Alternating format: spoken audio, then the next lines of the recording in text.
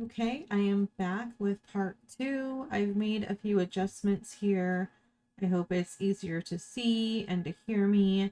I did adjust it to where you can see Geisla's grizzly bear in the corner, so I'm giving her appropriate credit for helping us out with this video. So the first part of this, well, again, I'll just do my disclaimer real fast. Um, this content is for educational purposes, for spreading awareness, and intended for adults only. Viewer discretion is advised. There is some sensitive topics of conversation that will be happening in these videos. Again, thank you to Geisla K from Grizzly True Crime for the video and all the editing that you did. It's beautiful and seamless. And a shout out to Strategic Eye for giving amazing insight to this case as well. I've been following both of them and finally, because of them, have gained enough courage to start doing this. So, with that said and that disclaimer out there, at first we saw the report that was made between Jennifer Soto and her non-boyfriend Stephen Stearns to police. And then after that, she talked with the officers from sex crimes. It's kind of a little out of order, and that garnered a little bit of confusion from me. Not anything that, Geisla did. It was my confusion. After that interview came an interview that was between the police report and the sex crimes unit. And that was with Officer Hunt. And he asked some questions about the living arrangements and got information on when Maddie was last seen, when Stefan took her to school, what their general habits were. And I believe that conversation is what alerted him that something really wrong was going on here. That conversation with Jen was sometime in the morning of the 27th. I think he said it was like 11:44. It actually says right there still. It was 11:44 hours, which would mean morning time. I know it's kind of misleading because it looks like it's dark on the, but she just gave a backdrop because all of that was audio, and I believe there's more audio to come. So at this point, they had been pulled out of the house when she gives Maddie's phone to Officer Hunt. He takes it and he has it on him. So when they were trying to, follow its location, obviously he had it. They were trying to see if she had accessed any of her, she didn't really have social media. She didn't have an Instagram, but she had a Discord. She had those kind of things. They weren't finding any hits on that. So I think that's pretty much it for the recap. So she, again, had a 4-bedroom house. Her bedroom is the master bedroom. It was downstairs. Rooms 2 and 3 were rented out by Natalie and Angelica. And room number 4, which she lightly referred to as the guest room, was the room that she kept reserved for Stefan. I imagine, I don't know because it's never really been stated, but I would imagine that the room wasn't rented out with the intention for her to use it for Maddie, because again, her dad is who owned the home. So if it was intended for Maddie, that would make sense as to why he didn't rent it out, and she just didn't give it to her daughter. She kept it for her boyfriend or non-boyfriend. And I know it's kind of cruel for me to think this way, but I am under the impression that she didn't prioritize Maddie. At least from what she's put out there, that might be really unfair. I know that a lot of people have taken to bullying Jen, and I'm not here to do that, but she really didn't go out of her way to make sure that her daughter had the things that she needed. She gave her a makeshift bedroom. She had her sleeping in her room with her instead of giving her her own space, and then was annoyed that she would spend an hour in the bathroom taking a shower.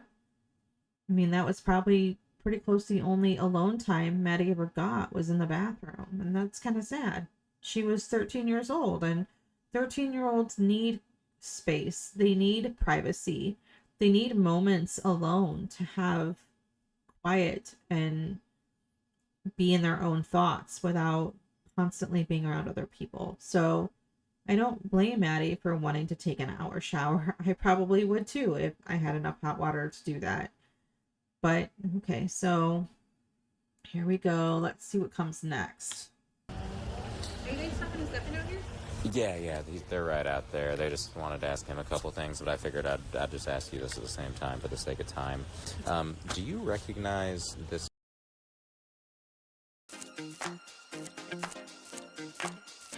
Yes, these are my there's real an ad. lashes. Thanks. Sorry, my bad. But you can look through that as well. His name is... I assume another middle school boy. Yeah. Okay, got it. All right. Well, that is all the questions I have for you right now. I'm going to go ahead and end this, and I'll just get one more quick thing from you. 11:44 hours. Are you guys talking to Stefan out here? Yeah, they're right out there. They just wanted to ask him a couple things, but I figured I'd just ask you this at the same time for the sake of time. Do you recognize this vehicle at all? I wanted to see if I could... So I know it's pretty grainy. It's this one right here. That one's tough, but... Does that look familiar at all? No. You wouldn't know that anywhere? I don't know that part. Gotcha. Okay, cool. Yeah, so this is it's hard to show you on my phone because the quality of the video just kind of gets worse when I've downloaded it from the church's computer, and the quality just gets kind of worse. Can you make out, like, the shape of that being black shorts and that being possibly a green jacket? I see the green. Would that, I mean, I know it's very difficult to recognize, but would that be something? Okay, so I believe that this came up in the end of the last video, but I'll do it again anyway. I'll say it again anyway. That image, like he said, it's hard to see. It's kind of grainy, in my opinion, based on Stefan's claims that are obviously all lies. I shouldn't say obviously, allegedly are all lies. There happened to be somebody similar in stature that was wearing either a green jacket or green something that they thought could be Maddie. It obviously wasn't, but they were hopeful that they got a picture of her off of a camera from a church, which of course camera qualities have been changing and developing and evolving over the years, but it depends on how far away she was, what kind of camera it was, that kind of stuff, and how clear. Obviously this image wasn't very clear, so they were hopeful that it was Maddie, that what Stefan had said was accurate and that he did drop her off, but sadly that was not. Some clothes that she owns, or Yes. would the quality be too bad for you to be able to tell based on that? I mean, the quality's terrible. Yeah. The color scheme. Would that be akin to something that she owns? Yeah. Gotcha. And the hair looks a little dark in the from here. Dirty blonde. It could pass for dirty blonde. That could possibly yeah. be her. Okay. Is that... I can't tell just from looking at it, but is that Stefan's car? It looks a little darker from there, but I almost can't tell, like, if it's a Toyota or looks a little different. From the front, looks different. That looks like a Toyota from the front. From the front, it looks different, right? And then from the side, it could be. It's got a little... Cadillac. I mean, yeah, the grill is kind of the same a little bit. The headlights look a bit the same. Okay, cool. No, I just wanted to see if you kind of were able to help me with that. So this whole living in the woods thing, I have people, like, tromping through the woods right now on horses and ATVs and all sort of things, but has she ever mentioned that before? Just in that text that I saw. Just that's the only time you've ever heard of it? Is she outdoorsy at all? Does she like camping? We used to go hiking. Okay. But we haven't done that in a while. Okay. Where did you go? Was it around here? Where would we go? We'd go hiking in, like, St. Cloud. Lake Lizzie Preserve is what it's called. Oh, yeah. Well, that's not too far. It's about 35 minutes away. Yeah, okay. On 182.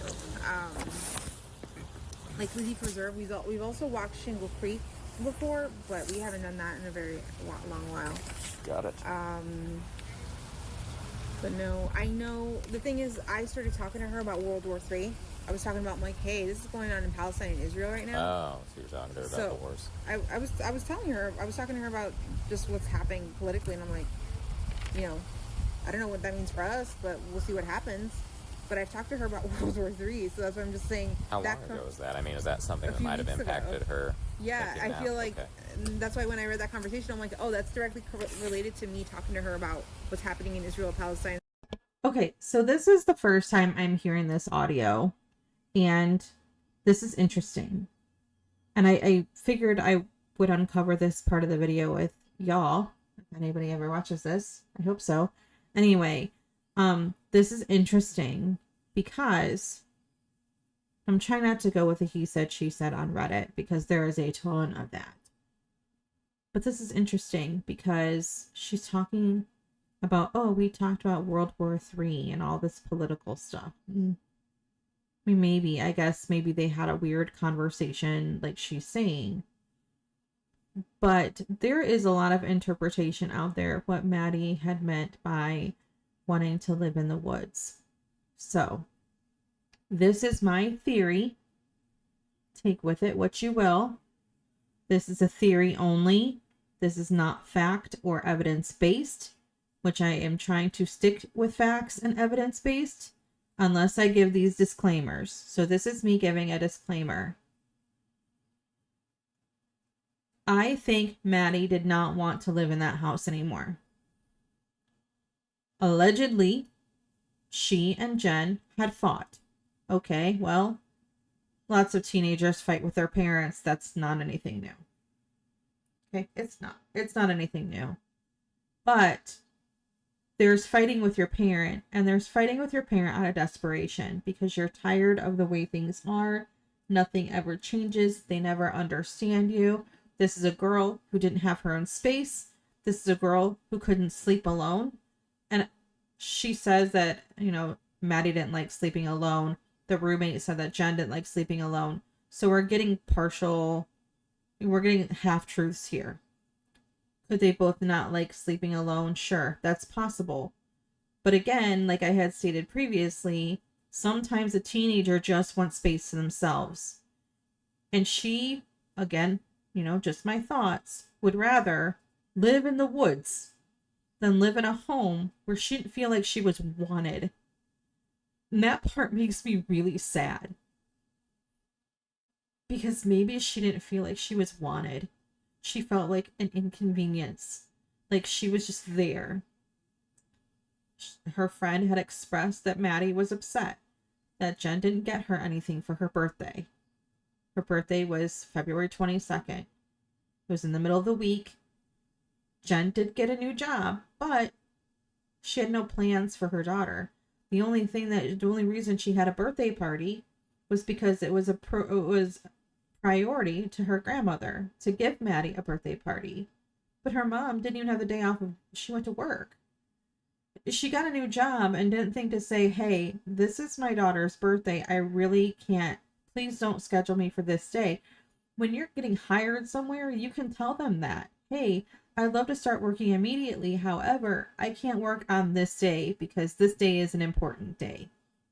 I have one child. She's all I have. She's my only kid. I need to make sure to have this day off. And usually, unless they're complete monsters, which why would you want to work for them anyway, they're going to say, sure, you can have that day off. Absolutely.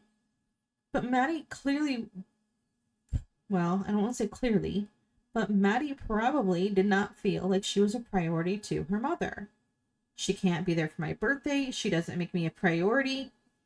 I talk to her about stuff and I don't know if she hears me.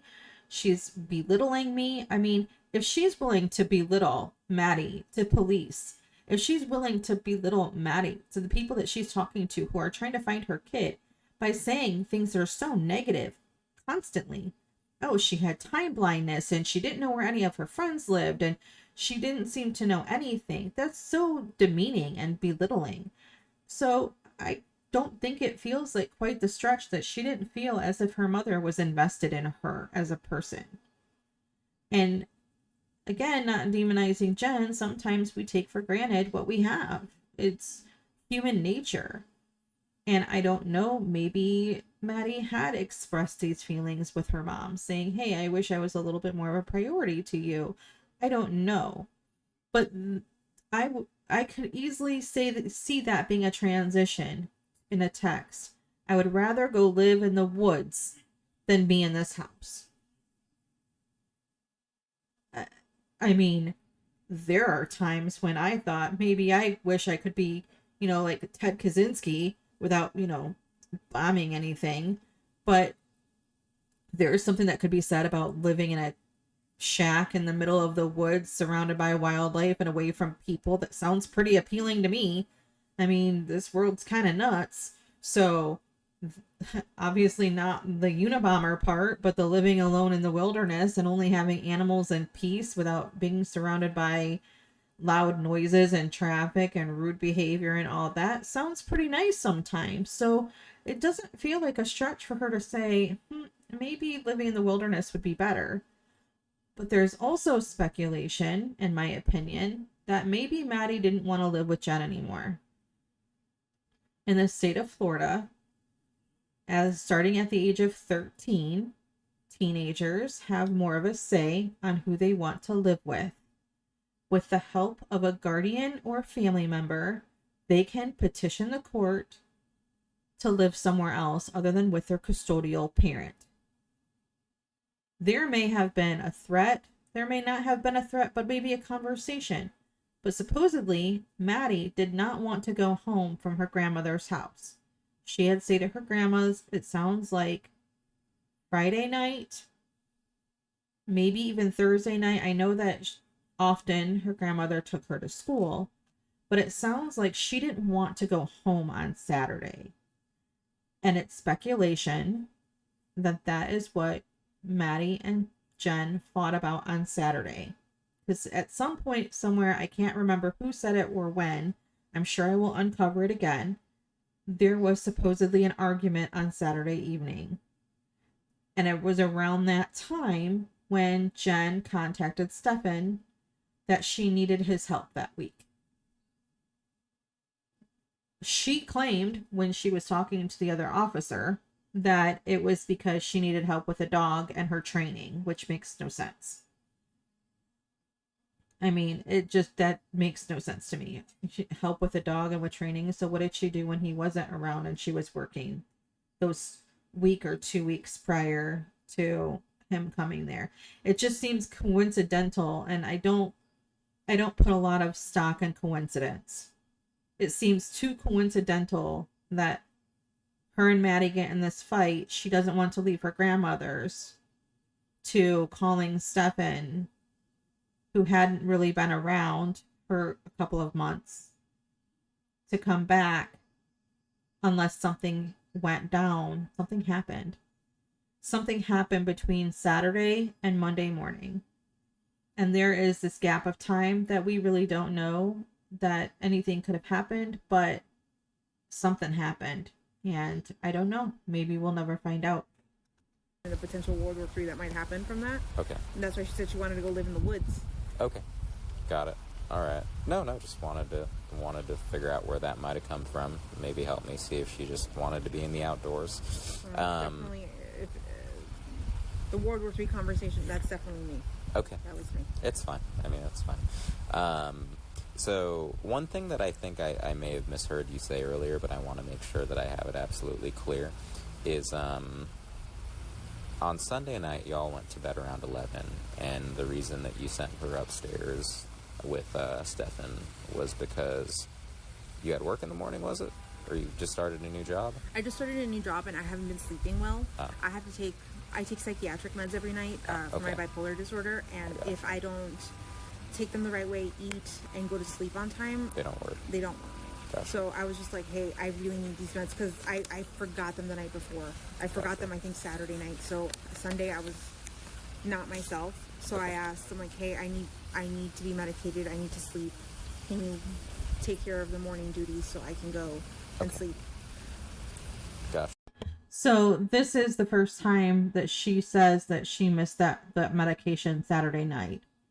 And she just says she has to eat, take her meds, and go to bed at the same time every night, or else they don't work, which that's kind of weird. I've never heard of a medication that if you don't take it the same time every night with food and sleep, that they don't work. That's interesting. But that's the story she's going with. But I believe this is the first time she has said because she missed her dose of medication the day before on Saturday. But if she indeed was arguing with Maddie and didn't have her head in the right place at the time, I mean, I guess I could see her missing a medication, but I don't know if that actually really happened or if she's just using that as a reason why she had to sleep alone. Sure. All right. No, I just wanted to make sure I understood you right, because I was like, did you have work in the morning? Or I didn't write that down, and I wanted to make sure I heard you okay. Are there any cameras in the neighborhood that you know of? Does anyone have any ring cameras? Do you have any security cameras out front? I'm gonna say there are cameras in the front. There are cameras in the back gate as well. Okay. I know one neighbor around here has a ring camera, but I didn't watch anything like that. Okay. Hey Jay, how are you? And if you don't mind, just try to keep people out of because I have a canine that's coming. If you don't mind, they're gonna try to run another track from the church and from here. Okay. To see if we can maybe just try it again. You know, last night it didn't work out because the dog lost interest and they weren't able to continue. But I figured, you know, it's worth another try. The dogs are pretty good, so just try to keep them out of her room. We're probably gonna use like does she have dirty laundry or like a hamper? Her most recent dirty laundry is on my bathroom floor. And you know why the dogs lost interest? Because it never happened. The dogs lost interest because they didn't pick up her scent because her scent wasn't there. I'm guessing. I don't know the facts. I don't know if that's, why, but that's my guess. They didn't pick up the scent and they lost interest because there was nothing for them to pick up. So, that said, here we go.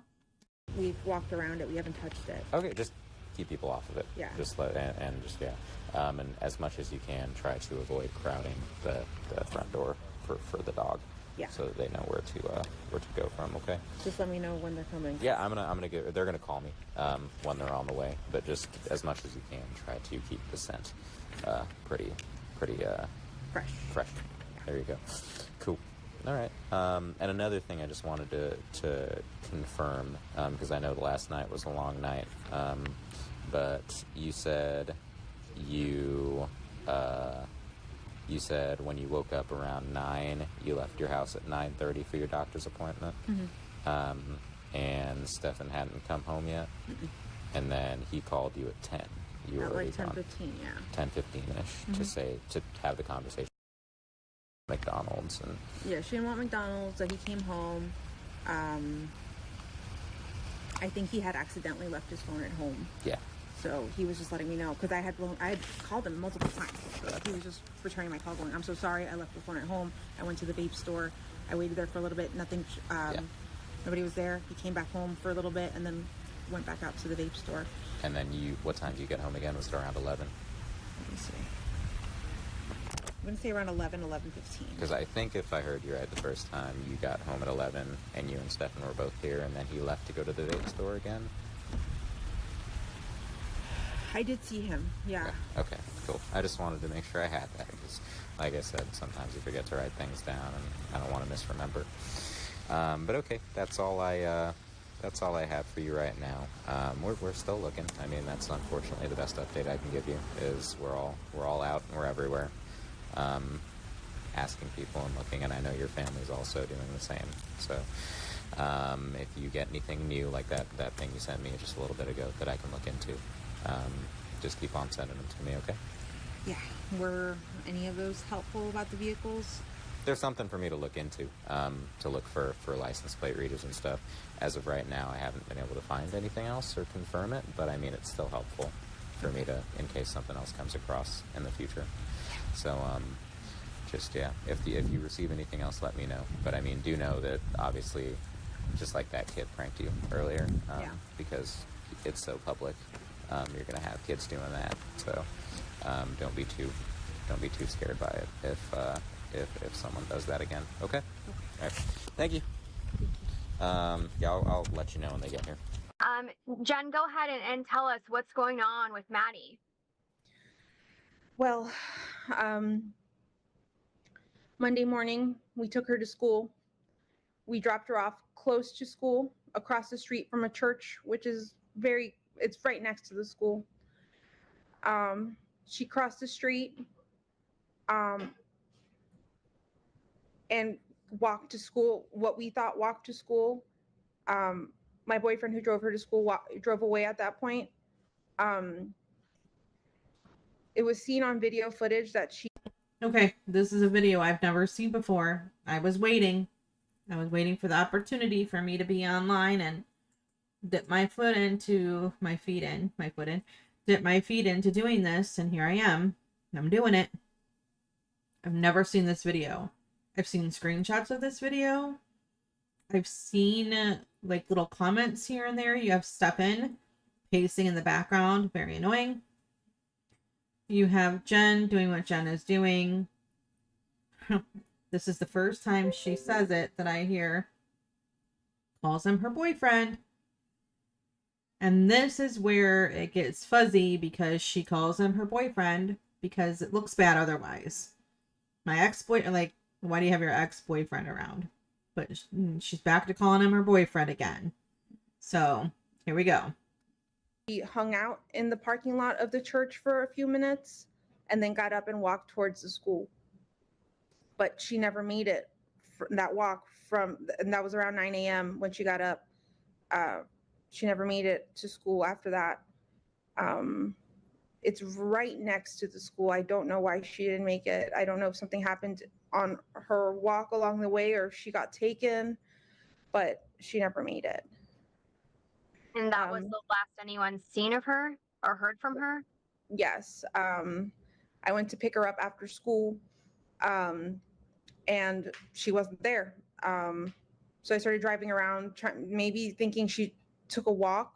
Maybe she decided to walk to my mom's office, which is pretty close to the school as well.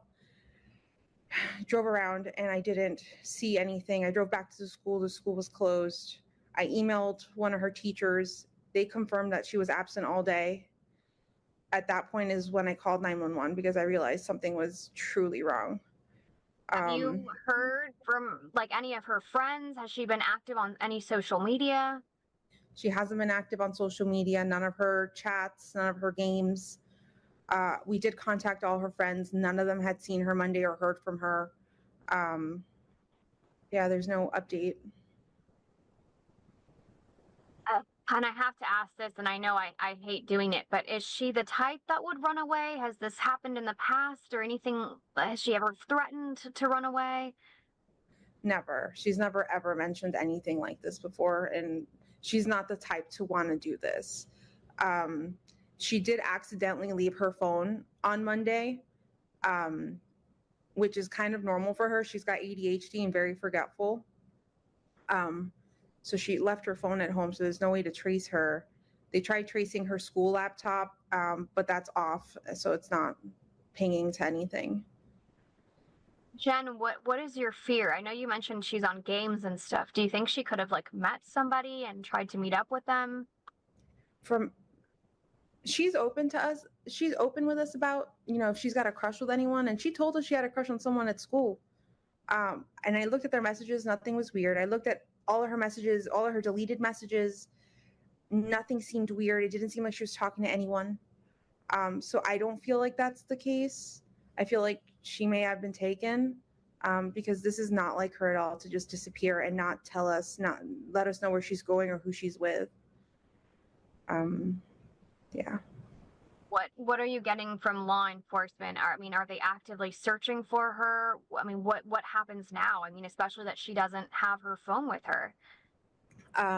So as far as I know, they're conducting a search around the school. Behind the school, there's a Shingle Creek. There's a wooded path area that you could walk. Okay, so when Susan Smith, and I'm really dating myself here, I was very little when Susan Smith put her two boys in a lake. But even then, and I mean, obviously there was a lot of growth in me, education, different perspectives that I didn't have when I was young. I remember seeing Susan Smith on TV with her husband, and she just seemed very disingenuous. And I watched that again as an adult after having college courses and stuff and learning more about human behavior. And coincidentally, I guess, or I mean, just the way it is, my opinion on that really didn't change. And it doesn't help that obviously hindsight being what it is, knowing that she actually was responsible for her boys no longer being alive. It was one of those things that it made sense that she felt that she appeared so disingenuous. And I look at Jen and I think, okay, well, again, everybody handles things differently.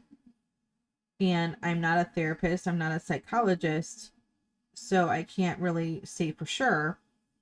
And I am saying this with, again, the understanding that I said in my last video that sometimes emotions are flat when people are on medication. It just is what it is.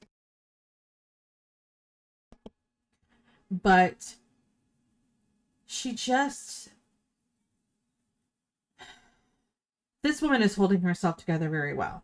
I'll put it that way. For a person whose child has been missing for, I don't know, when this happened, at least 2 days by this point. I think this might be still the 27th or the 28th. I don't know. But it's one of those things that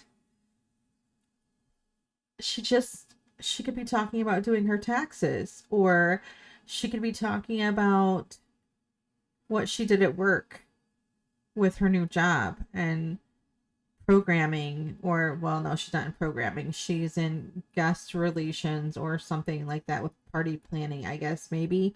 I don't remember what her new job is, but it's something office structured. So it wouldn't be super exciting to recite what she's doing at work necessarily.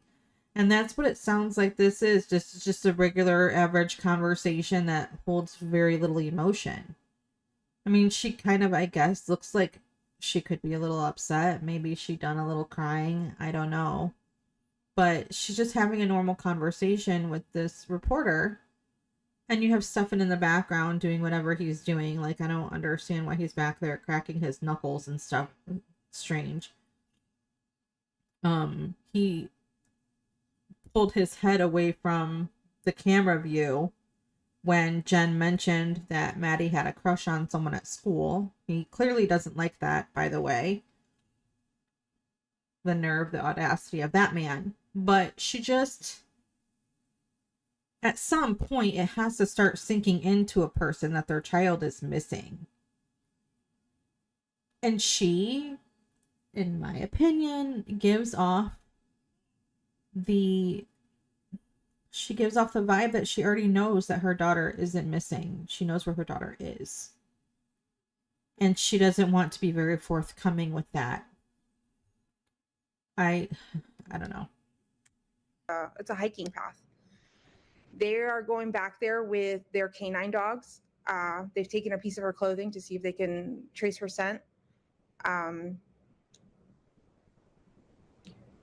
They're also taking their own vehicles. I'm not sure what type of vehicles, but they're going into the woods to search for her. But I don't feel like that's going to find anything right now. We've had people all day on that trail sending us photos to see if anything there looks familiar and like her personal belongings, and nothing is hers.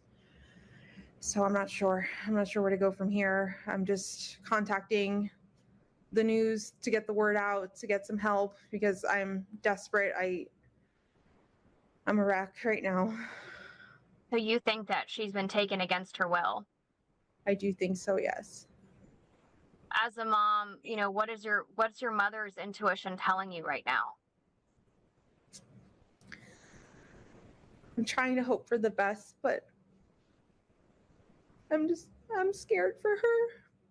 I want her to be okay, and I want her to be safe. I don't want her to come back harmed. I just want her back. Okay, so now we have emotion out of Jen. She seems upset. Like, this is a phase of somebody who's getting worked up. Someone who's feeling emotional. It's not her meds. If it was her meds, we wouldn't be getting any of this, right? Statistically speaking. If it was her meds that made her feel dead inside and unable to express emotions, we wouldn't be getting this. And I think these tears are real. She may be making herself cry, but her face got red. You know, she did that sharp inhale that someone does when they're crying or they're trying to like breathe and they are struggling. So we're getting emotion here. We're getting something out of Jen. Whether it's real for her connection and sadness for Maddie or not, I don't know. I'm going to say yes. At this point, at this millisecond, she is worried or mourning her daughter. I'm leaning towards mourning, probably maybe towards worry. But we're getting emotion. And if it was her meds, we would not have this. Whatever that means, I just want her back. Are you getting any updates from law enforcement? I mean, yes, they're searching that small area, but have they gotten any hits on any scent or anything like that? They haven't let me know anything. They haven't updated me since I spoke to them this morning. I've contacted them to get some information or to give them some leads, but I've heard nothing back. And Jen, there's no way that she just being, a teenager was like, maybe had a fight with you or an argument with you and was like, you know what, I'm going to go hang out at so-and-so's house and teach her a lesson. Could that be a scenario? I don't believe so. We actually haven't gotten into a fight in like a few weeks or arguments or anything like that. If anything, on Sunday, she celebrated her 13th birthday with my entire family and she had the best day. She was so happy. She showed us all her gifts. Okay, wait. They're still in the house. So this must still be the before she talks to the woman from sex crimes and they have to leave the house. This must be in the afternoon. I didn't catch what time frame they got her early evening. Has to be still the 27th because the 28th they were not in the house anymore. They had to stay at the hotel. And if I see what's behind her, it looks like that might be going up to the staircase upstairs. So I don't think they're in someone else's house. I think if I look at the photos that have been released, I think they're still in the home. So this would be the day after Maddie did not come or did not go to school. There was a reason I was saying that they were still in the house.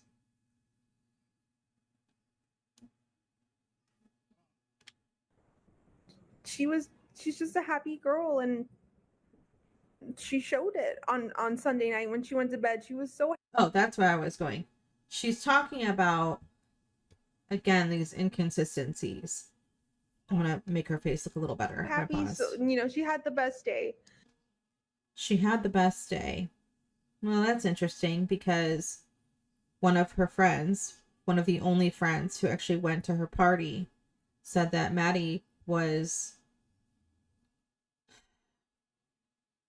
trying to think of the word, combative, maybe? She would be fine and then not fine, like emotional. And we don't know if it was because her mom wasn't there. We don't know where the emotions from Maddie were coming from. But it was just one of those things. She would just be overly annoyed about stuff. So when Jen was on her way home from work Sunday night, she said that she talked to Stefan and it was around 10:30. And he had told her, it was before 10:30 because she got home about 10:30. He told her that Maddie had already had her shower and her nighttime meds. Well, what did I say before? Someone who takes those nighttime meds are usually good for about a half an hour, 45 minutes. So if she had already had her nighttime meds and Jen got home around 10:30, she said she sent them upstairs about a half an hour later. Which may be true, but there's conflicting information going on here because she's saying, oh, she showed us all her presents and, you know, blah, blah, blah, blah, blah, had the best party or whatever.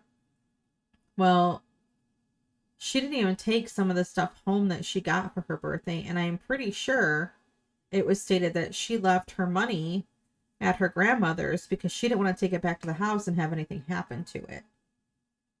I'm not sure if that's true or not, but we have Jen here saying, oh, we had a conversation about how she just had the best day and blah, blah, blah, blah, blah. Did that really happen? I don't know. I have my own suspicions here, but let's let her go on this little tangent. By the way, the vibrating that she's doing, we've all decided that she's shaking her foot. And it could be a nervous tick thing. It could be whatever. She may be feigning upset and whatever.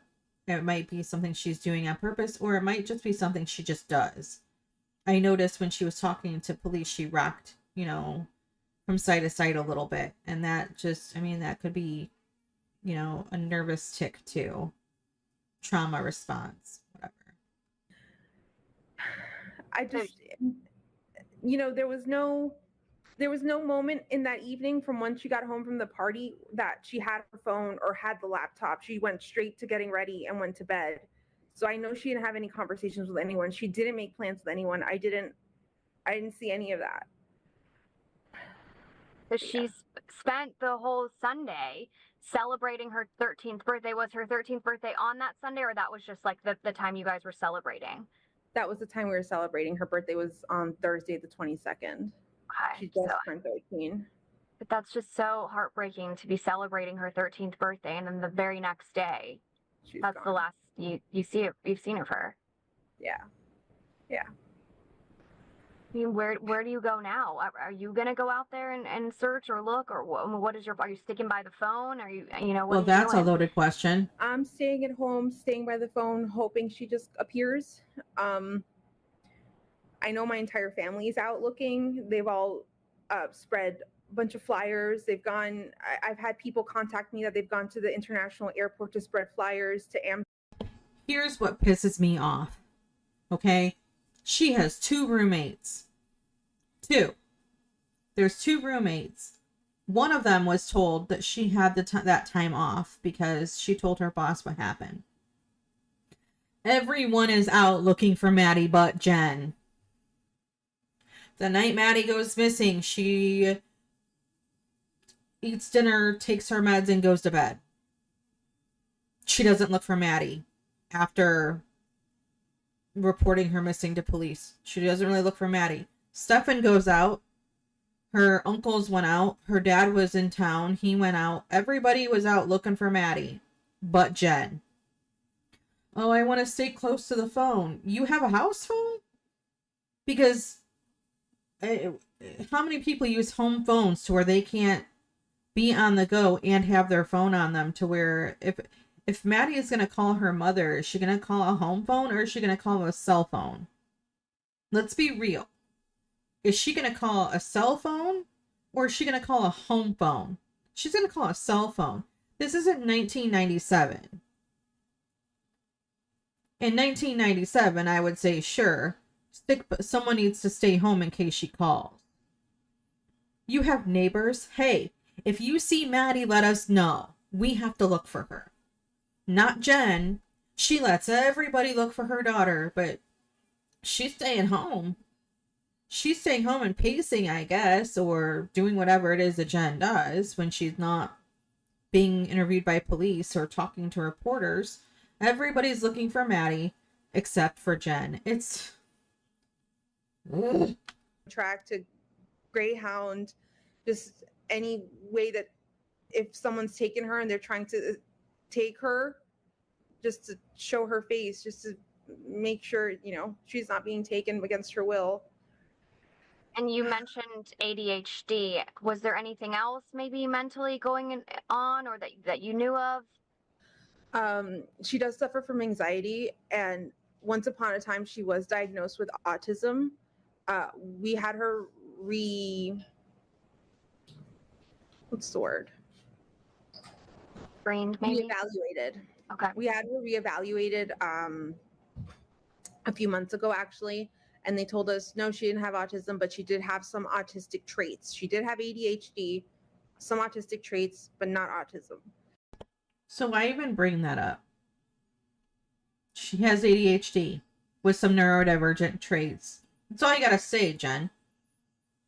Because now they're thinking, oh, well, she's this ADHD girl that has autism. Ugh. So frustrating. It's so frustrating. And we probably won't see her official diagnosis because she was a minor, but whatever. So I'm not sure where to leave with that, because one doctor said she did and one doctor saying she doesn't, and I don't know. She's just in the middle, I guess. Because she does have some tendencies, but socially she's pretty great. So I'm not sure. And with the video that you were able to see whenever your boyfriend dropped her off, where was that? Which video? Was that a surveillance camera? It was a surveillance camera from the church, Peace Church, right next to Hunters Creek Middle School. And do you have that video? I don't have that. They didn't show me. They wouldn't show me. It was actually my sister was the one at location, and they were letting her know what they saw on camera. Okay. But they didn't show it to any of us. Got it. Okay. Jen, is there anything else that you'd like to add?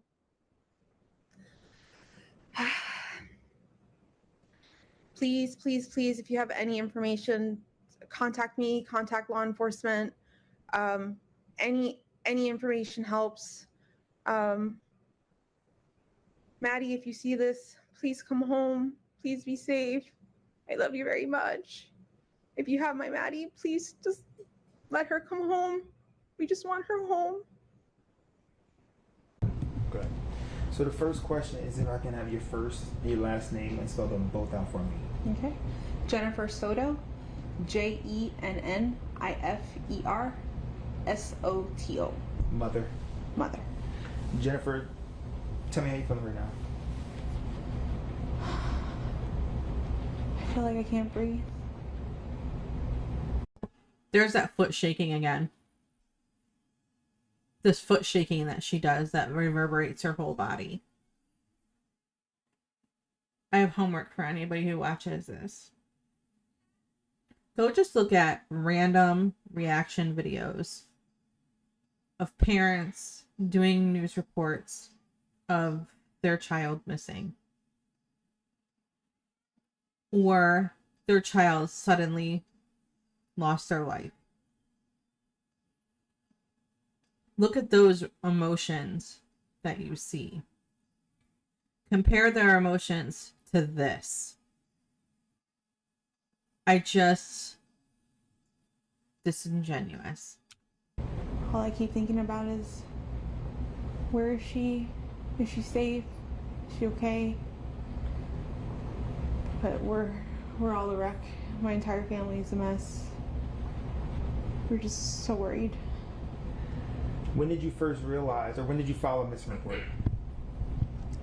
We filed a missing report. We called the police at like 4:45 yesterday, 4:45 p.m. But she actually went missing early that morning, around between 8:45 and 9 o'clock in the morning. She went missing. We had dropped her off close to the school. She wanted to walk the rest of the way. Sorry. So she's all upset, and this is what I'm talking about. She's all upset, shaking her foot, making her whole body move. And then all of a sudden her stupid alarm or cuckoo clock or whatever starts making noises, and she stops doing all of that to smile. A person who's genuinely upset would be unaffected. I think. I'm not a person that, is qualified to make that official, but I just think this is strange. She's not shaking. She's not upset.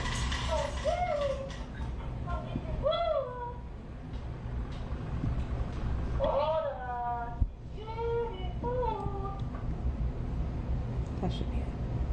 Sorry about that.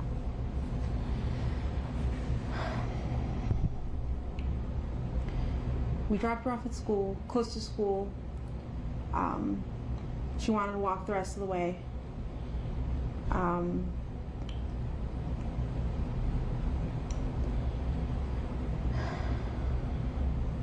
not sure what I'm allowed to share. You share whatever you feel comfortable sharing. I know you had conversations with detectives. Not sure what that conversation is, but whichever you feel comfortable sharing. That Back to the shaking. There it is. Put the awareness out there. Yeah, she was spotted walking by the church, by the middle school, on the cameras. They saw her hang out in the parking lot for a little bit and then get up and leave. They didn't see a vehicle or anything else. They just saw her walk away around 9 a.m. heading towards the school, but she never made it. She's saying this as if it's confirmed Maddie, but it's not confirmed. There is no confirmation that it was in fact Maddie. She even said, that's a really grainy video. That's really grainy. I can't see it very well.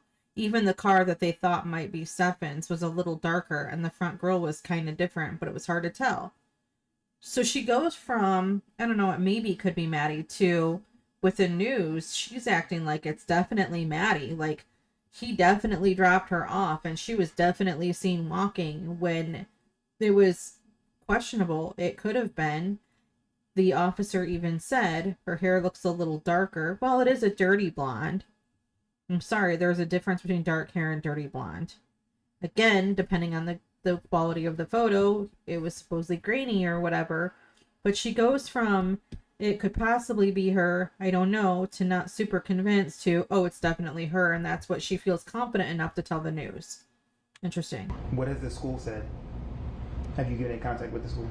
Yes, that they're doing everything they can. They've given me all their resources. The principal's called me. They've looked at their cameras.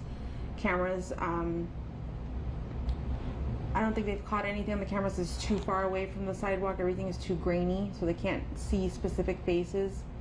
But they've looked. I'm just waiting to hear anything else from them. Is this normal behavior?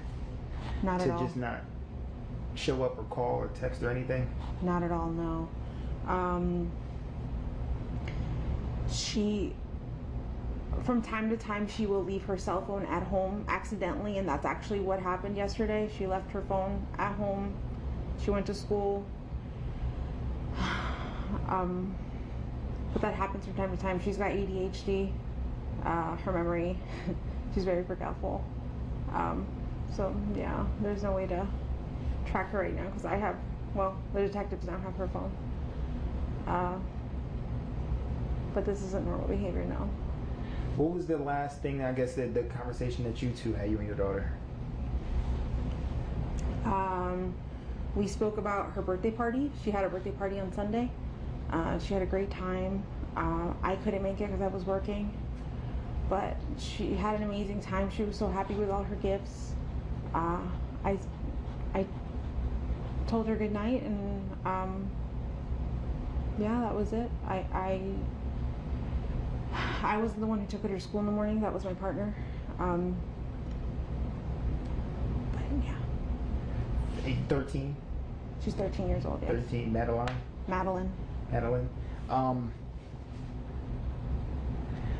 What are you thinking right now?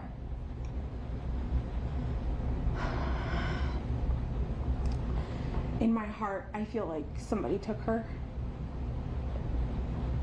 This isn't like her to just pick up and run away,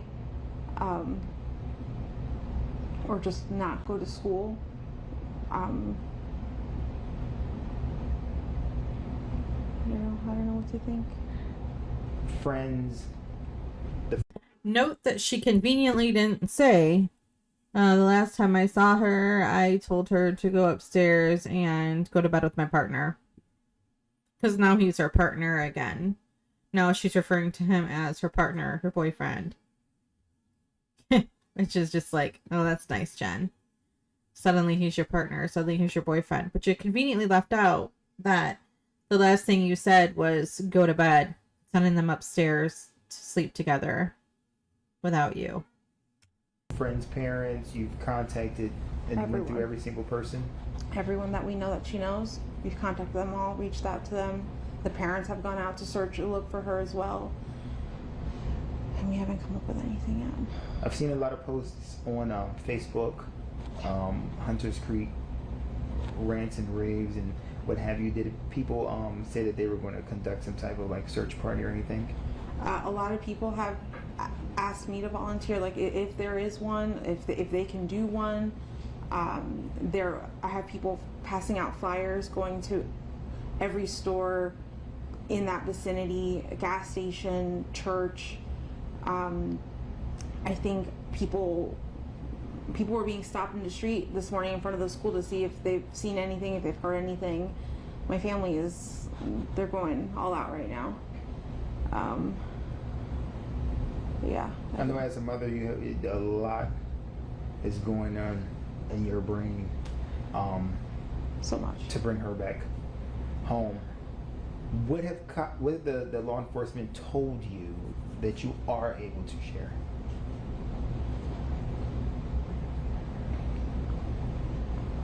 I mean, that they're doing the best they can.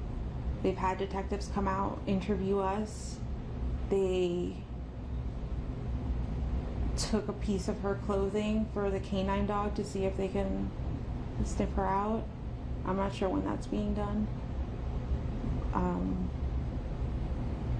Do you have any inkling where she possibly could be? Like if you would say, okay, last time I went to work and came back, she was at James' house or Sabrina's house, and maybe I forgot to check that house, or she played at this park one week and maybe she went back there or something like that. We've looked everywhere we could have thought, and anywhere she would have been. She would have known to wait for me at the school. But we did check if she could have walked. My mom's office is close to the school. We checked there. We checked the walking paths that she could have taken. We've checked all of her friend's house. I think we've checked everywhere I could think of, honestly. What do you think? Oh gosh, I just had to tip my tongue. What was she wearing? She was last seen wearing a green hoodie, black shorts, white Crocs, a black JanSport backpack with gray hibiscus flowers on it. That's about it. And you said this is not like her. Not at all. To run away, an argument, anything like that to provoke her? She's never done anything like this, no. And we haven't had any arguments recently to have this.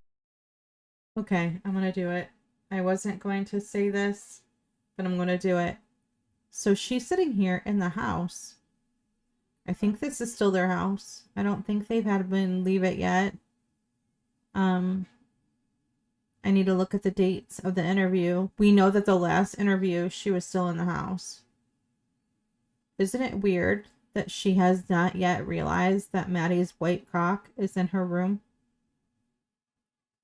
Supposedly, she wore white Crocs, and that was her primary footwear.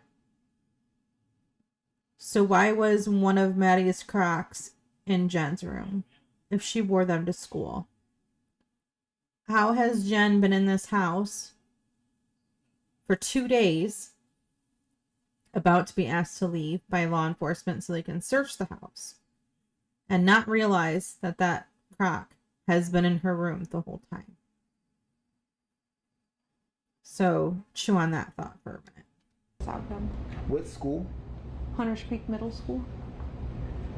Tom, any questions? No. Is there anything that you think our viewers would need to know? about the way you're feeling, the way the family's feeling. Madeline. We are desperate for any answers, anything that you could do to help. I'm here for it. Just please, if you see my daughter, just please bring her home. I just hope you're okay, Maddie. I hope you're safe. I hope you're not hurt. I just hope she's okay. When did you notice that she was missing? Because this was at the beginning of the morning. She got dropped off in the morning. We did not notice until after school pickup at 4 o'clock when I went to go pick her up and she wasn't at school. So we're going in 24 hours now. Yeah. Just about. Yeah. Nothing. Nothing. No word. No text message. No messages anywhere from her. I've looked at all her social medias. I've looked at all her games she could have played with. Any app. No weird conversations. Nothing strange. Everything was conversations with just normal friends or us. She knows how to get home by herself, as if, like, let's just say, to take a bus or an Uber or something like that. She would know how to get home alone, correct? I'm not sure. I don't know if she would know how to get home. Maybe, I mean, if so. Okay. I hate to be that guy. I know they moved recently. But when I was in kindergarten, maybe first grade, we had to know our address. It was something we were taught that if we ever got lost, we would be able to recite our address to whoever found us. Maybe schools don't teach that anymore. I feel like my kids also learned that, but I made sure that they knew our address. So that might have been done at the school, but I also thought it was a priority. I think it's very strange that a 13-year-old wouldn't know her address. She's 13, not 3. She's 13, not 5. How does a 13-year-old not know where she lives? How does a 13-year-old get in the car every day, see landmarks by her house, and not know how to get there? Like, it just seems so weird. She doesn't know where any of her friends live. She doesn't know where we live either. She probably wouldn't be able to find our house if she needed to. Seriously? How does a 13-year-old that, isn't severely special needs not know where she lives, where her home is, or what her address is? That's so bizarre. All she had to do is, I'm sorry, she didn't have her phone, but, theoretically, if she could access someone's phone, hey, give me your phone. I want to type in my house so I can pull up a map. And, like, it just seems ridiculous. She's 13 and she doesn't know her address. Come on. I'm thinking if someone got in the car with her and if she pointed the way, what roads, she probably could figure out how to get. But, like, does she know her full address? I don't think she does. Which would give me it just puts in my brain that she always comes home with someone. She always comes home with me. There's no need for her to really learn. Okay. And you said no time? I think that was everything. All right. The first question is if I can get your first and last name and spell them both out for me. Stephen Stearns, STEPHAN, All right, so Stephen. Okay. I can't stand this man. Even his voice grinds me. He looks so sad. Do you see this? Or am I nuts? He looks broken. Now, he's the person responsible for Maddie. He's the person responsible. Allegedly. He has not been convicted. Just putting that out there. Allegedly. He's being charged. And it's until proven guilty and all the whole 9 yards. But he looks so sad. His expressions are sad. He's on medication too. He's on medication for his mental health problems.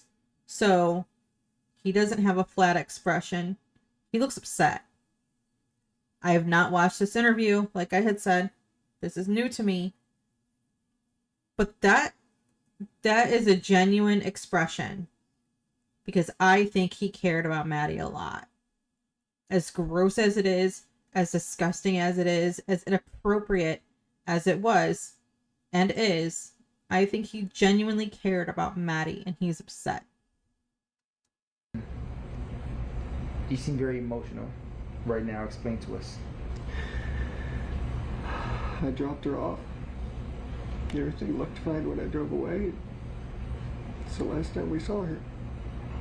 What were the conversations that y'all had in the car when you dropped her off? Not much. She was asleep for most of the way. Told her have a good day at school when she got out. I love her. She said thanks, love you too. That was it. And so where do you think she could possibly be? I mean, this isn't, as I was told, this isn't normal behavior. This is not normal behavior. She's not the type that would just run off. We don't know where she can be. And we're scared. We just want her home. Are you, in a sense, blaming yourself? It's hard not to. Why? I dropped her off early. I could have waited longer. She looked okay. She was walking towards the school when I saw her. It was like any other day, so I went on with my day. It's hard not to blame myself. What has the conversation been with Jen since? She's been a lot stronger than me. She's been holding it together really well. And, Her actual mother that carried her for 9 months, that birthed her, that's cultivated this child for 13 years, is holding it together. I know we all process things differently. We all process things differently, Nicole. You can't say that. You can't say she's, doesn't care about her daughter because she's not sad and not weepy all the time and freaking out. Can't say that, but it's just, he isn't holding it together very well, but she is. Maybe she just keeps things bottled up internally, unlike him, and he wears his heart on his sleeve. She doesn't. These things are extremely possible. Or, my theory, here it comes again, is that she distanced herself from Maddie a long time ago. So her emotions are not going to be on the same level as his. Because emotionally, he was more invested in her daughter than she was. Possibly. Allegedly. Making that clear. but it just keeps coming in waves. Just the reality keeps hitting. And we don't know where she is. We don't know if she's safe. We're just scared. We just want her home. Have you, like, literally put boots on the ground, went out? Yeah, I even went out with the cops where I had dropped her off. And we looked all up and down the road, all along the communities, and there was nothing helpful. None of the cameras were pointing the street. Nothing, which in 2024 was surprising. The church across the street had some cameras, and they mentioned seeing her waiting around in the parking lot for a while before moving on, and that was it. But it was grainy. It was grainy footage, and not much else. Does it seem like she walked west, east? They said in the direction of the school. I'm not sure what that is. What was the language? Not language verbally, language, body language. When you dropped her off, did she seem happy? Was she like, I'm going to meet my friends? Happy. She had a happy weekend. She just turned 13. She had her 13th birthday party. She was happy that we were all together here, and she's just very happy. She was a happy kid. She's very sweet. She's a very sweet girl. She brings a lot of joy to us, and we just not knowing. So the unknown is killing you. Yeah, it's like our whole world is upside down. Not feeling her presence here is... Sorry. And sadly, it's because he knows that she's gone. So he's saying these words knowing that the words aren't real. Well, part of them are. The not knowing if she's safe, well, that could have a double-edged meaning. Not knowing if she's physically safe or not knowing what's on the other side. You know, there are some people who are deeply, deeply religious. I am one of them. I'm very hopeful that someday the people that I have lost in my life I will get to see again when it's my turn. We don't know what's on the other side. We don't know what that means. For some people, there's nothing. You die and that's it. That your essence goes into the earth and maybe lives on in another way. But, you know, without knowing what lies ahead, so to speak, you don't know where they are. You don't know if they're safe. You don't know what the end conclusion is or if there is one. So that is a legitimate fear. So he knows physically she's not okay. But what is she spiritually? The searching for her and the wishing she was there. That's genuine. I'm sure he does wish that she was there. I'm sure he wished she wasn't gone. Those are genuine emotions and those are genuine feelings. She was a good girl. She was a good kid. She was sweet. She was funny. He's saying all these things and he means it. He means 100% of it. You can tell. But he knows she's gone. So I feel like you have partial truths here. The truth of the matter is that she's gone and he's sad about it. But he obviously can't say that. He knows that she's gone. So he's going to keep the charade that he dropped her off. She walked to school. They have a grainy photo that may be her. And that's he's being hopeful. That's what we've got. It's hard. Oh no, you're fine. Don't need to apologize. What do you want our viewers to know when they see this? She's a sweetheart. She's a very sweet, kind girl. Just please be nice to her. Bring her home if you find her. Tell her that we love her. Wherever she is, I hope she's okay. I mean, if someone were to come in contact with her and you gave me her diagnoses, would it be easy to approach her without any like agitation or anything? Yeah. She's a good kid. She's a good kid. If you can sum up in one complete sentence, waking up, getting ready to drop her off at school, dropping her off at school, to now speaking to me after talking to the police about her being missing for over 24 hours right now. In one complete sentence, what would that be? A living nightmare. It's a living nightmare. Day started off like any other. And I just want to wake up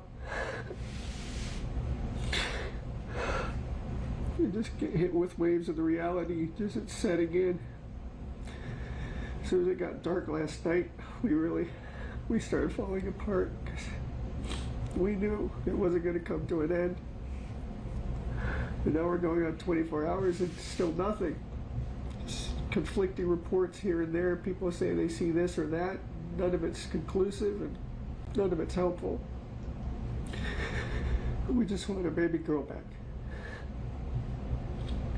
Tom, any questions? No, I'm good. Thank you. Just because you hold it there for me. Maybe to have his back. Yeah, it's very snack motivated. You need gloves or? Yeah. Yeah.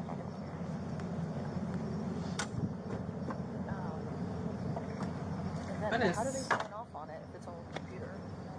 No, with the property form, there's a portion for them to sign off on it. But I don't. Computer? No, not on the computer, on the property, like the actual property form itself. Oh. But I don't have any, so I gotta. I was gonna say, like, how does this work? I guess I would just have to You double. come back Yeah. again? So I'm just gonna get them on body cam now, stating that we could pull it, Yeah. and then from there come back and then just make them sign one, I guess, Yeah. just to satisfy the agency. Let me go make contact with them now. Okay, so this is February 28th, apparently. That timestamp can't be right, though. I'm confused by the timestamps. I guess it's cut off a little on the video. But it says 1:51. And I don't know if that's 1:51 a.m. I mean, I guess it could be. They just pulled stuff and put it in the back, which looks like evidence. Because they're at the housing complex. Let's see. What's happening here? Obviously, this is body cam footage.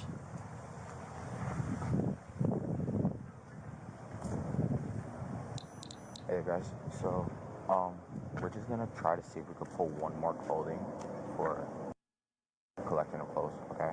That's okay with you guys? Yeah. We're gonna pull one more and then we're gonna have the dog sniff it out again and see if we could get another track going. Yeah.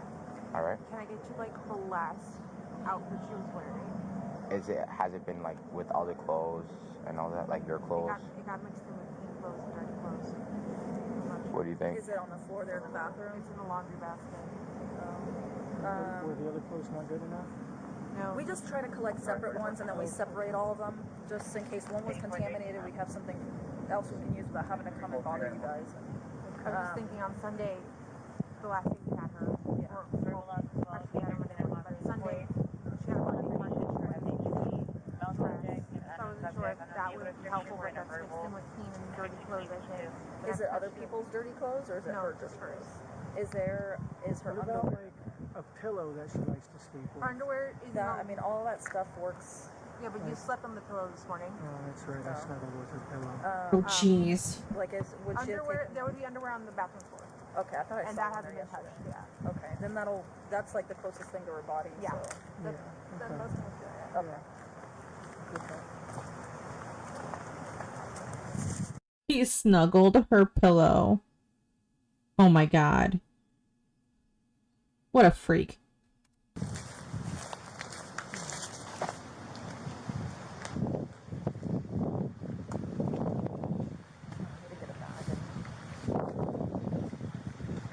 Yeah.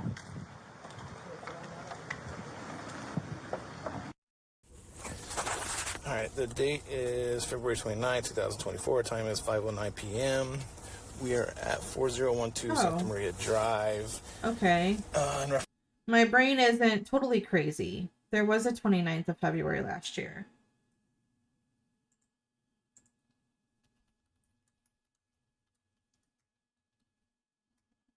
I totally forgot that last year was a leap year. So, okay. That makes sense now. Now I'm making sense of things. Reference to case number 24001809 is myself, Detective Morris, Detective Smallwood, and Jennifer Soto. So, to give you a little bit of Oh my god, the whole time what's I have the happening now, subtitles on. there's a few other additional pieces of evidence that we're collecting at the time. Okay. Some of that evidence came from Stefan's phone. Okay. Some of the pictures that were on the phone. Okay. That we've identified. Okay. We are getting into some really sensitive topic right now. So if you do not want to hear this, this is a warning. This is the discovery. They're letting Jen know that they found CSAM on Stefan's phone. So this is going to be very delicate information. This is going to be very upsetting. Just kind of a forewarning that this is about what he's going to start talking about to her. Belonging to Maddie as well. So clothing that she was wearing, that sort of stuff. Okay. That's what we're collecting. Okay. Okay. We will leave you an evidence sheet to let you know what we took. Everything that we've taken from the house is in an evidence sheet that's going to be left here for you. Okay. It may take them a little bit because what they do is they take a picture of it, they collect it, go to the next one, take a picture of it, collect it. So it'll be a little bit, but it shouldn't be too long. Okay, so we spoke yesterday and we've got a little bit more information since the last time we spoke. Last night, I guess it would be. So I'm going to ask you to go through this again Monday morning when you were asleep. Stefan and Maddie were upstairs and she's going to school. Run me through that morning again. How, like, you mentioned something about you hearing noises, and then you woke up. So how exactly did that go down? Monday morning, I was woken up by Stephen Stearns coming into my bedroom to try to put the leash on the dog. He was saying, "Here, puppy, let's go," and trying to leash him up. I got up off the bed at that moment because my dog has a tendency to pee a little bit when you're too direct and you put a leash on him. Mm-hmm. You have to, like, talk to him nicely and, yeah. He got the leash on the dog and told me, "Okay, don't worry about it, just go back to sleep." And I said, okay. So I went back to sleep.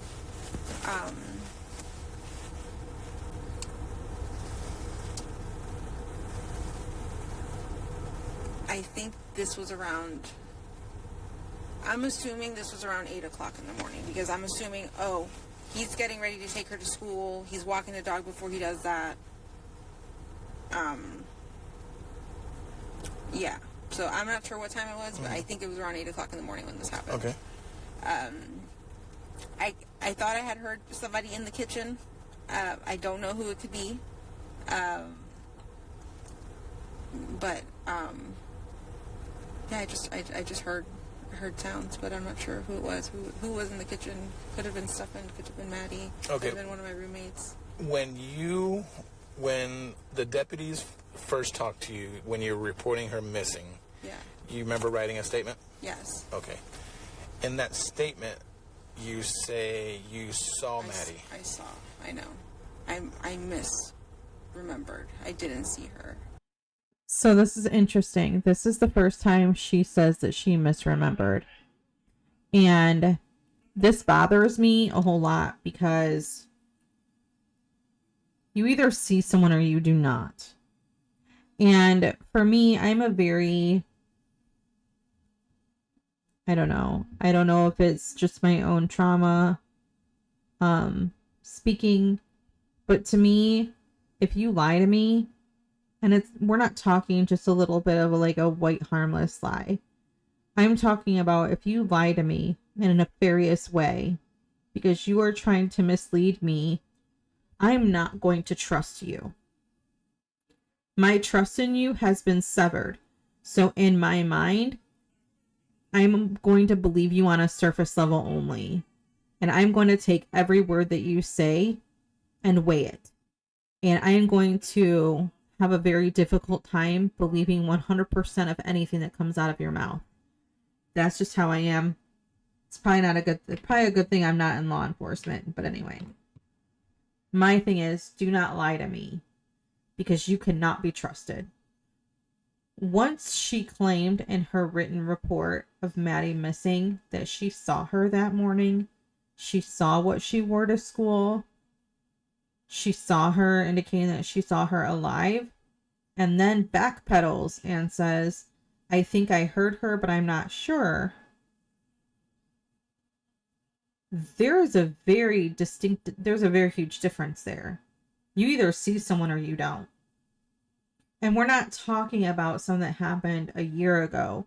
We're talking about something that happened that morning or the morning before. You either see someone as they're getting ready for school or you don't see someone. She says that he woke her up around 8 o'clock with the dog. That he probably did, and she probably went back to bed. But her writing down I saw because someone told her to write you saw whatever, and she's claiming that because she was guided, that's why she wrote what she did. I don't believe her. I think it's a lie, and I think that she didn't mean to say that she didn't see her and then had to roll with that, or maybe she didn't mean to say that she did see her. I don't know, but I feel like she wasn't being honest right off rip. Okay. I wanted to believe I saw her, but I didn't. But when you're talking to the deputy on his body cam, you describe what she's wearing. Because she had picked it out the night before. Okay. I told her to set up her clothes the night before to have it ready, so she was ready to go. Did you do a interview with Fox 35 recently? Yes. Okay. In that interview, you say something to the effect that you don't want her to come home. Do you remember that? No. Why would I say that? I don't know. That's part of the interview. Maybe I don't know if you listened to it or if you saw it. I haven't seen anything. Okay. Maybe when we're done with this, you can Google it and to see if you misspoke or. I must have misspoken because that's not. I remember recalling asking her to come home. Please come home. We miss you. I want you here. Like, please be safe. I remember saying that. Okay. All right. I want to touch a little bit more, go more in depth on the relationship that you have with Stefan.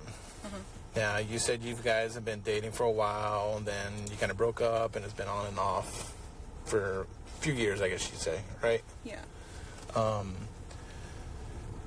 During that time, was he seeing anybody else?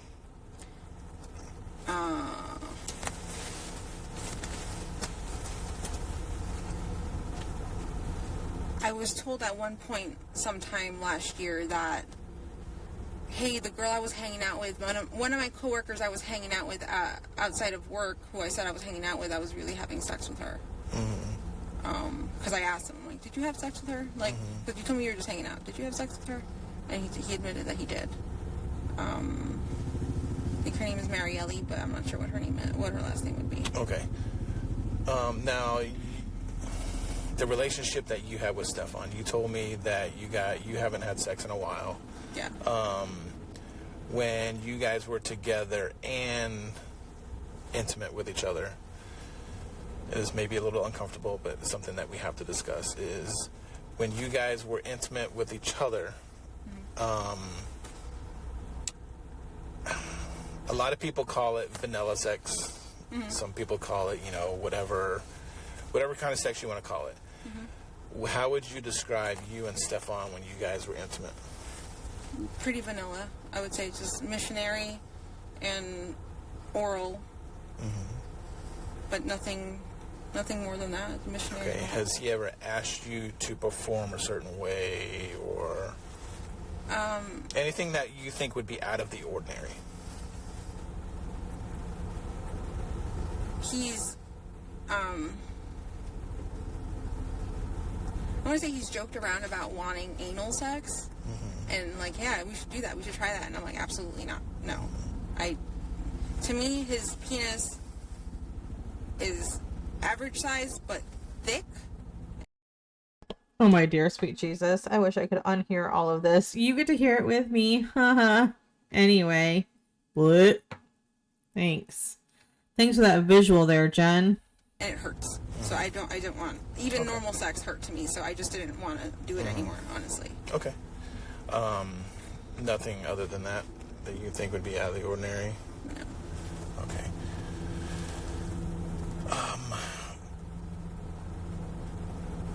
All right, so he is on medication. You told me he's on medication for Insomnia. Can you say that right? Bless his heart. Sleep apnea. Yeah. And then I believe you said ADHD. Yeah, and also anxiety meds, I think. Anxiety, okay. Anything else that you can think of?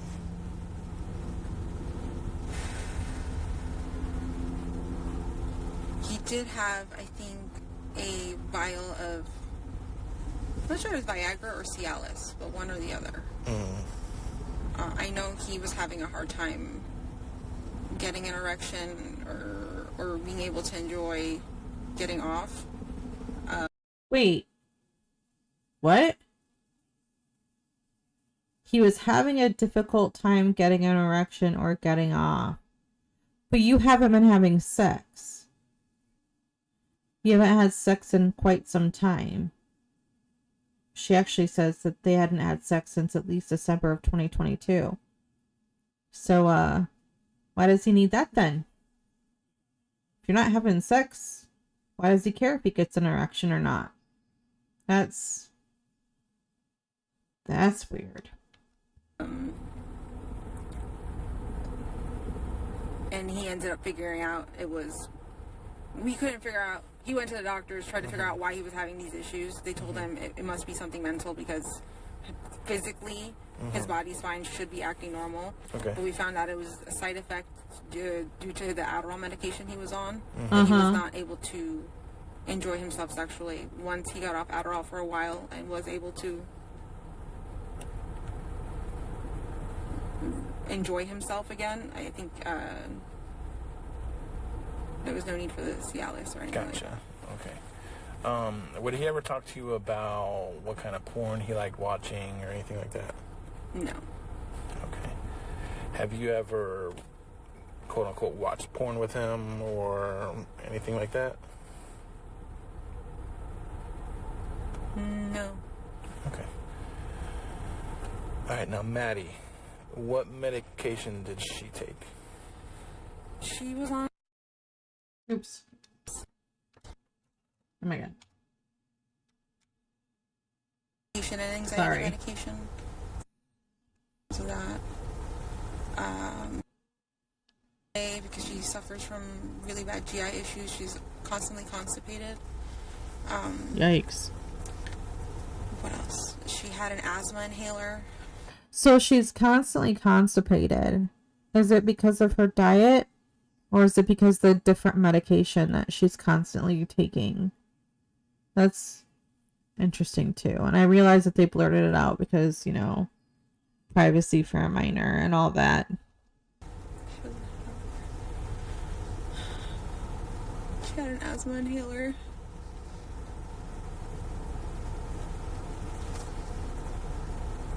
I can't think of any other meds she was on.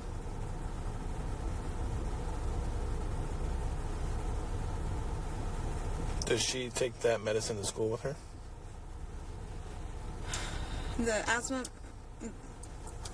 medication, yes. The asthma medication, yes. Goes to school, and the anxiety meds, we give it to her when she's at home. How does she react to this medicine? No. Like, how does her body react? Fine. Okay. No side effects, no, nothing weird. Okay. And she takes it in the morning or at night?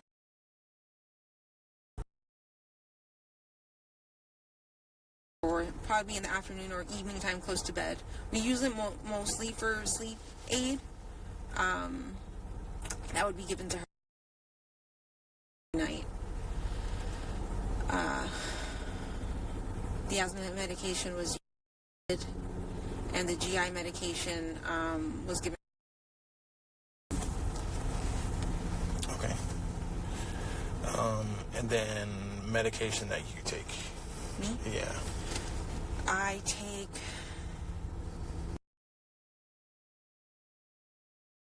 brand name for bipolar medication. I take anxiety medication.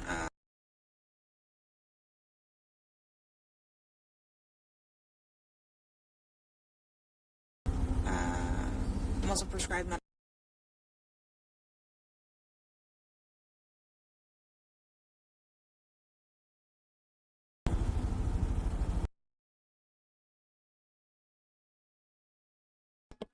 I think I'm accidentally pausing I it. had sleep surgery a few years ago, so I'm vitamin deficient. So they give me some high doses of medications to keep my vitamins balanced. I think that's it. Okay. It's redacted. That's why I thought it was pausing. Right, so going back to the morning that Stefan takes her to school, you said you think it's around 8 o'clock when you physically see Stefan messing with the dog? Yes. Okay. And you don't see Maddie anywhere? I don't. Okay. When Maddie gets dressed for school, like now that I've seen the inside of the house, it looks like a majority of her clothes are in that little partitioned area in the living room. Yeah. Does she have clothes anywhere else? Like, where would she put clothes to wear to school the next day? Okay. Where would she get dressed? She would get dressed in her bedroom, right there, that little nook in the living room. All her clothes are there. When she takes off her clothes, her dirty laundry hamper is typically in my bathroom downstairs, and she'll just dump in the basket, but there is no basket there right now. She's been dumping everything on the floor. I think the basket is currently being used with clean clothes, so I just wanted to keep the clean clothes and dirty clothes separated. So dirty clothes are on the floor right now. What's in the basket should be like half clean, half dirty clothes, I think. Yeah. Okay. When you go to sleep, when you were sleeping that night, was your door open or shut? It is left cracked open. Cracked open. Okay. Would you see or hear Maddie going to get changed?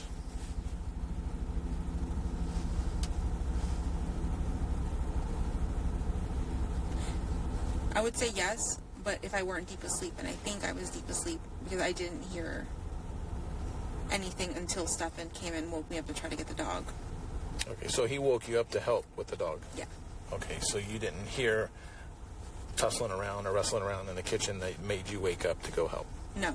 It was him. He came directly into my room and grabbed the dog, and I got up. I shot up to try to help him. It was until later that after that is when I heard rustling in the kitchen. Okay. So he takes the dog out, took a potty or whatever it may be, and he comes back inside. Do you see him when he comes back inside?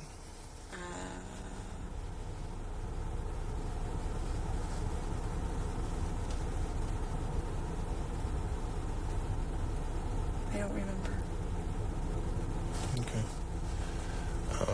Do you remember him leaving, saying bye to you or anything like that when he was taking Maddie to school? I don't think so. I think at this point I was already back deep asleep. Okay. I'm pretty sure when he went to walk the dog and left, I fell right back asleep immediately. Okay. Now, you go back to sleep. You wake up because you have a doctor appointment to go get blood drawn or something like that. Yeah. And you told me your appointment was around 10 or something like that? 9, 10? Yeah, I'll tell you right now. I think it was 10:15.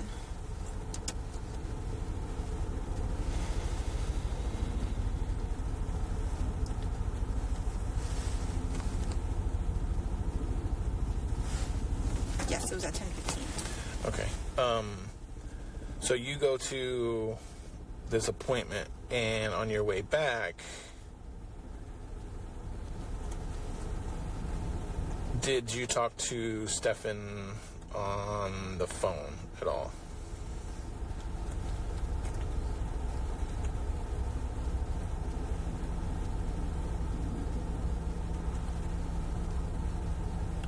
I know I talked to him while I was in the parking lot waiting for my blood work to happen.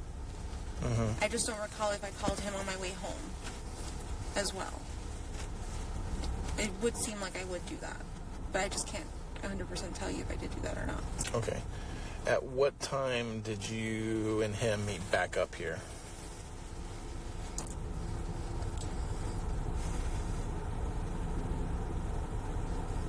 So I got back from my blood work appointment anytime between, I'll say 11:15, 11:30, so sometime around that time. And was he already here? Yes. Okay. What did you guys talk about when you got home? What happened this morning? What did he say? What happened this morning? He's like, we had a good morning. We made really good time. Maddie got ready super quick. We were out the door super quickly. I was super impressed with our time. I tried convincing Maddie to go have McDonald's breakfast a few times, but she changed her mind and decided she didn't want to. She just wanted to sleep in the car. And the thing is, the night before, we had discussed, oh, Maddie, maybe he should leave a little bit earlier than normal so that you can go get breakfast with him at McDonald's. That would be a really cool... Wait, I thought she wanted to get up early to go hang out with her friends. Now it's, hey, Maddie, why don't you get up early in the morning and go to McDonald's? For this super special breakfast, apparently. So which was it? She wanted to go see her friends, or she wanted to go get McDonald's, and that was the reasoning for leaving earlier, and why Jen wouldn't have seen her before rolling her ass out of bed to go to her appointment. Whatever. cool day to start a Monday right after your birthday, having McDonald's at breakfast. And she's like, oh, that sounds like a good idea. So, yeah, they sure. were supposed to have gone to McDonald's, but he told me they didn't. He told me he had left his phone because I had, no, he had already told me this earlier that he had left his phone. What else did he talk to me about?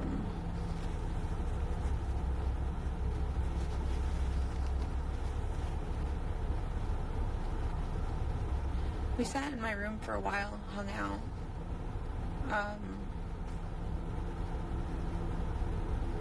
He discussed having to reset his phone even though he didn't want to, or no, not reset his phone. He discussed... Oh, shit. He discussed resetting his phone. Oh, yeah? Did he, though? Was that a what do they call that? A Freudian slip? Is that a Freudian slip there, Jen? We talked about him resetting his phone. Also, remember, she wore her white Crocs to school because that was her normal footwear, white Crocs. Again, they're talking about being in her room, and that white Croc was in that room. Both of them sitting in there. Didn't notice that the primary footwear that Maddie wore was in that bedroom. Needing to update his phone because he's been avoiding an update for so long. But I think it's time to do it. And I said, just do it. Stop avoiding it. Just do it. And he started the update. And then through the update, he's like, oh my God, I don't know what button I pressed, but I just factory erased my entire phone. And I said, that was stupid. How'd you manage to do that? He goes, I don't know. I wasn't paying attention and I just clicked the button and it happened. And I said, oh, okay. That's unfortunate. Or did he tell you he meant to reset his phone? No, he didn't tell me he meant to reset his phone. He acted like and said that it was an accident. Did you find that odd? Of course I find that fucking odd. That's suspicious as hell. Oh, man. Man. That's suspicious as hell, she said. Of course I find that odd. That's suspicious as hell. This is why I don't believe Jen. Right here. This is one of the many times anyway. But this purpose, this reason, is why I do not believe Jen. Why I think she's an effing liar. Because she says this right here. Of course I find that. So, Jen likes to tell people what they want to hear. Remember when I say she's disingenuous? Nothing that comes out of her mouth feels genuine. Sounds like she's one of those people who's kind of a chameleon and knows how to say things to appease the current audience. And I don't think that would be something that she probably would have said in front of Stefan. I mean, the whole conversation would have been different if Stefan was right there. But I just think it's funny that this whole time she's talking like she's normal. Everything is normal-ish, you know, obviously other than her missing kid. Until the officer points something out to her. And then she's like, oh yeah, I find it this way. Really? Because that did not sound like it was your tone 15 minutes ago. That? Have you ever reset any kind of phone? Me? I have no idea how to do that, no. Okay, have you ever had to do an update on a phone? I think so. On these phones, yeah. Sometimes it will ask me to just continue on with the update. And do I remember it ever asking me to erase? No. Got it. Okay. But he's got a Samsung. I have Apple, so I don't know if there is a difference or not. So. All right. Now that you mentioned phones, so Maddie had a phone. Yeah. And so instead of saying that's suspicious as hell, which sounds really bad, why wouldn't she have said that to the first place? Do I find it suspicious? No, he has a different phone than me. That's all she had to say. That's what I would have said. Well, I don't know. I don't know anything about Samsung. My brother gets on me all the time because I've had an iPhone since, I don't know, what was the one of the first, the iPhone 4, I think was the first time I got an iPhone. and I haven't looked back since. I've had the 12 Max Pro since like 2021 or 2022. I've only used iPhones the last darn near decade. So I have no idea how to use a Samsung. That's what he has. He prefers the Android operating system. I prefer the Apple operating system, iOS. It's just differences of opinions. I couldn't tell you much about his phone or what happens when he goes to do an update. I know that most of the time my updates occur when my phone is plugged in at night and I'm in bed, because that's when I have it set to update. That makes the most sense to me. So I just think it's weird that she didn't say that to begin with. Why didn't she just say, no, I didn't really think it was suspicious. I don't know how his phone works because I don't have the phone that he has. That's all she had to say. Instead, she said what she thought the officer wanted to hear. And explain to me what her attachment is to her phone. Her phone is her lifeline. That's how she talks to all of her friends. That's how she talks to any of us. She's constantly on video chat with her best friend, or talking to them, or playing video games with them. But she's on her phone pretty often. What exactly would you like to know about her phone? So,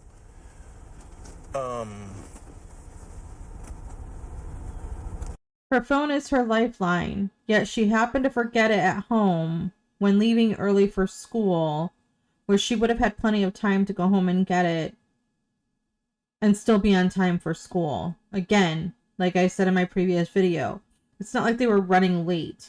It's not as if she, got up late, the alarm clock didn't go off, and she starts school in, 10 minutes and she's got to get out the door. It wasn't like that. They left early enough to potentially go to McDonald's, but she was just so sleepy. She said he remembers her waking up around 8 o'clock with a dog. He said he dropped her off around 8:30-ish. She doesn't start school until 9:20.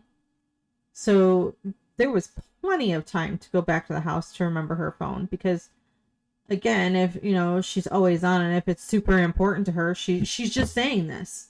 It's really important to her. She's always on it, yet she always forgets it. Like, it isn't adding up. It's not consistent. Jen's claims are not consistent.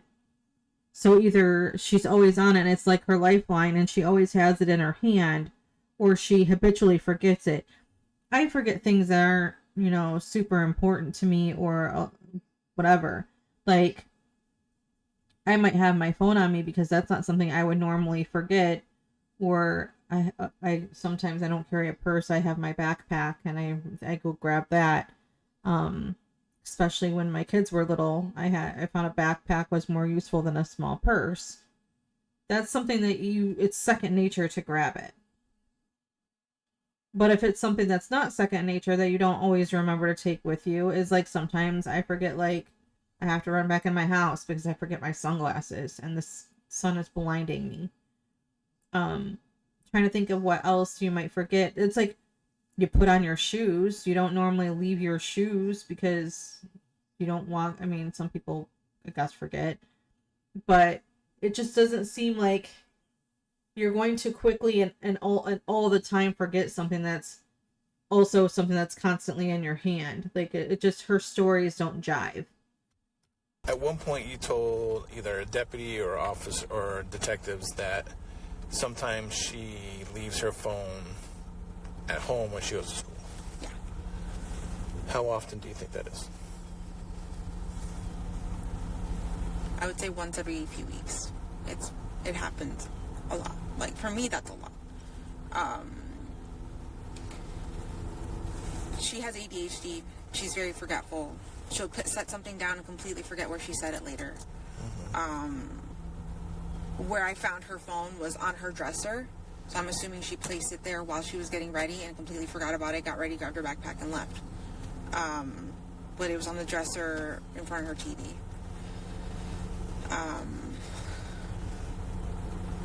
But for me, that's a normal thing for her to forget her phone. You sound when super Do you convinced. remember what time she went to bed on Sunday? I sent them to bed around 11 o'clock. Okay.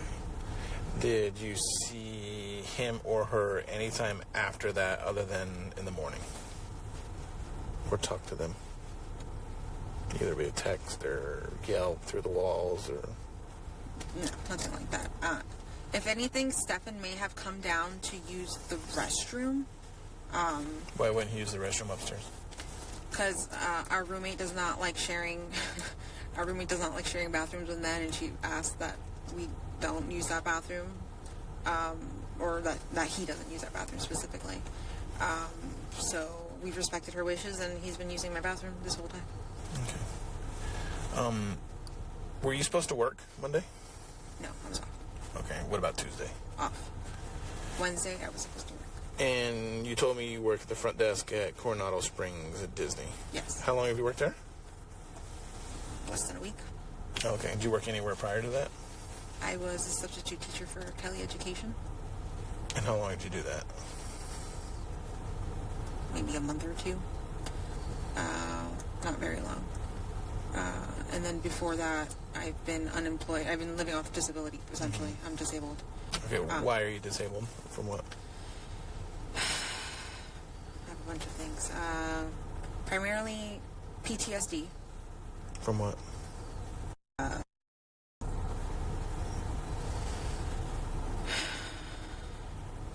PTSD, bipolar 2. Her sighing gets on my nerves. I just have to say that. The constant... It gets on my nerves. Is she always like this? I need to know. Is she always like this? Because it drives me nuts. Generalized anxiety. ADHD.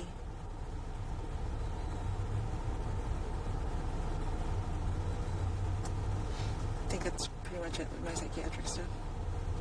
Okay, if you don't mind me asking, what happened with... I went on a date with a guy I had met. Was this before Stefan, or...? Yeah, this was before Okay. Stefan. This was it was a few years before Stefan. Or maybe the year before Stefan. But, met a guy at a car dealership who interviewed me for a job. I turned the job down, and he said, "Oh, great, I can't date my employees." And I said, "Oh, what do you mean?" He goes, "Yeah, I want to take you out on a date." And I said, "Oh, wow, I've never been asked out on a date in person before." And we went out on a date. He got really drunk. We got back to his place.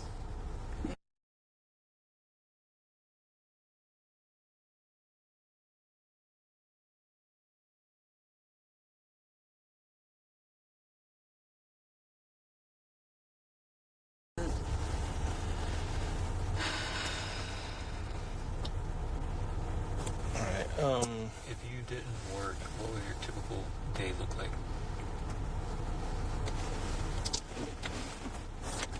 My entire day was focused around Maddie. On a normal basis? Okay. I would wake up first thing in the morning, make sure she was ready, make her breakfast, get her backpack and water bottle ready. If she's taking lunch, get her some lunch ready. This is me doing this while she's getting ready. Walk the dog, come back, make sure she takes all her medications before school, take her to school, come back.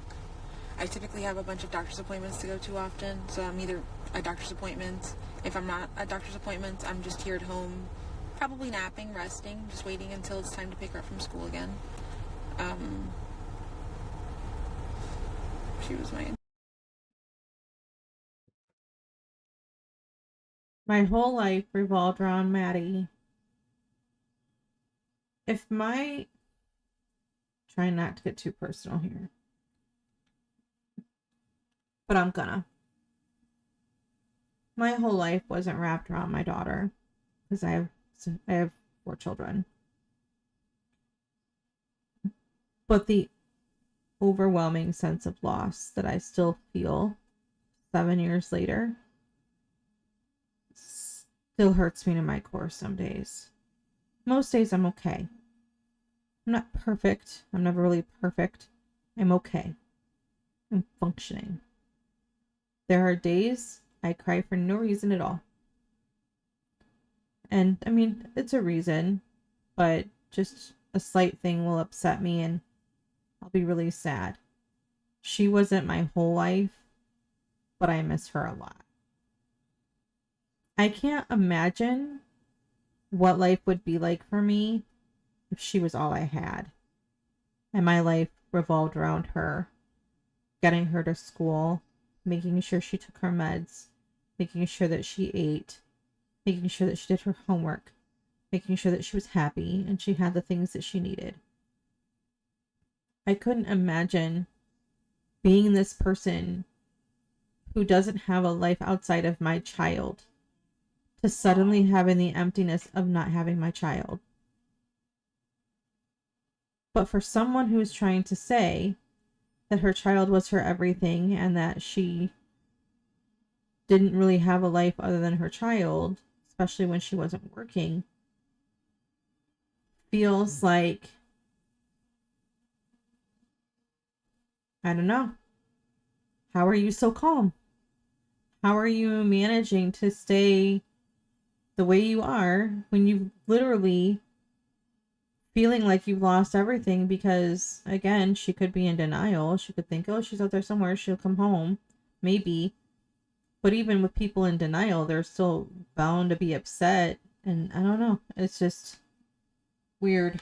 Terrible. Like, everything I did was, my everyday was for her. Did Stefan know about your doctor appointment on Monday? Did you tell him what your plans were on Sunday?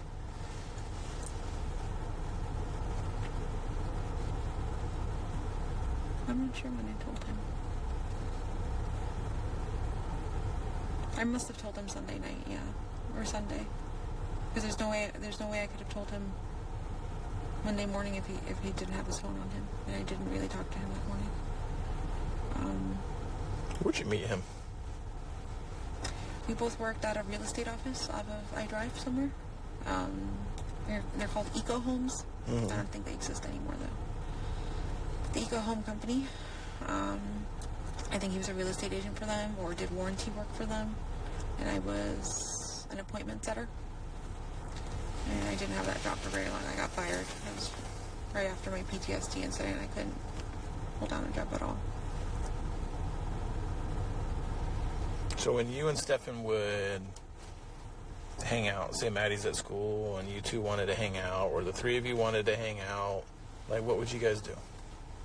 Like where would you go? Or primarily Disney. We have Disney annual pass holders. We both worked for Disney at one point.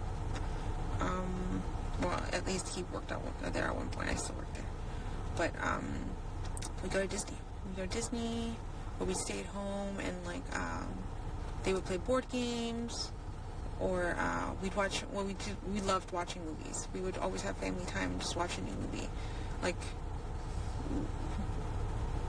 I felt like it was one of our projects to make sure that she watched all the good movies from the 80s and 90s that we watched grew up watching. I just wanted her to like have the knowledge of pop culture. So last movie we watched with her was Sister Act. when was that? Sunday night. Lie. How does she watch the last movie of Sister Act? Here's where Sister Act comes up again. I'll never look at that movie the same way. So she gets home from work at 10:30-ish. Half an hour later, she's sending them up to bed. She claims that Maddie was showing her all the stuff that she got from her birthday and was talking to her about her birthday party. So how do they watch Sister Act? Do they watch it like on speed? Did they watch it, sped up? Because that is an hour and a half at least.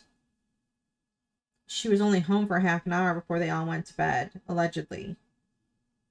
So I don't know if the Sister Act story actually happened or if that's what Stefan had put on after, while Maddie was showering and doing whatever. If that movie existed at all that night, but there's that inconsistency. We watched Sister Act. It was the last thing that we did together. But you said you got home at 10:30 and she talked to you about her birthday party and then you all went to bed. Inconsistent. Would you go out to like eat anywhere, like a favorite restaurant or anything like that? The only restaurant I think we frequented a handful of times in the last year is La Mexicana. It's on off of Columbia. Honestly, living on disability and then his income at Disney, like, it wasn't enough to survive. We really didn't eat out often. We couldn't afford it. Okay. Would you go, like, visit any parks or other than, not Disney parks, but like neighborhood parks or anything like that? No, we'd hang out right here at this lake. Maddie really liked hanging out at this lake and just drawing, sitting on one of the benches and drawing. Any other park? No, not really. Now, what if it was just you and him? Say going out on a date or wherever, where would you guys typically go? So, due to money, hardly ever went out on a date. Wow, she sounded bitter. So, not trying to get too ahead of myself because I'm going to end up putting the audios of Natalie on here, but when they argued, it was always about money. It was always financial. They argued about money, and that was why they broke up. Was he didn't work steady. He didn't have a stable income.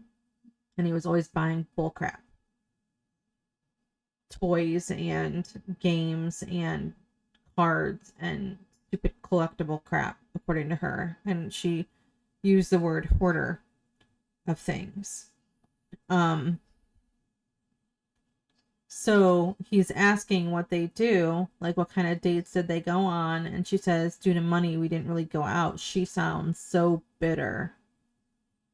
That's an interesting emotion.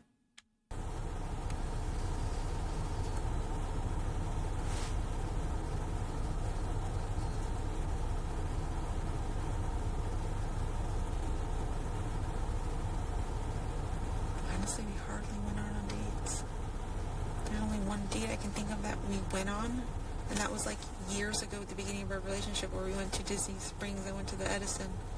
I don't think we've had many date nights, just him and me. It's always been the three of us doing something, going to dinner, going to Disney Springs.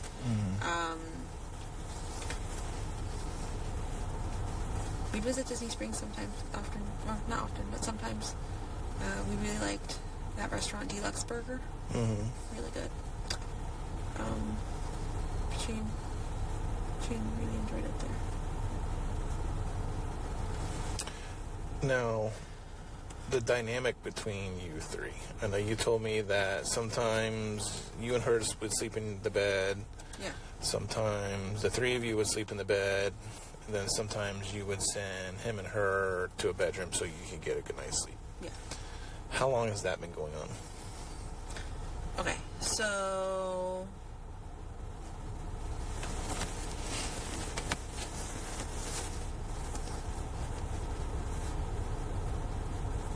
Long pause. I'm going to say back in June. Thinking up a lie. You get long pauses when she's thinking up a lie. So she's thinking June. That would have been June of 2024. No, 2023. So that would have been when 12-year-old Maddie would go to sleep with her now ex-boyfriend.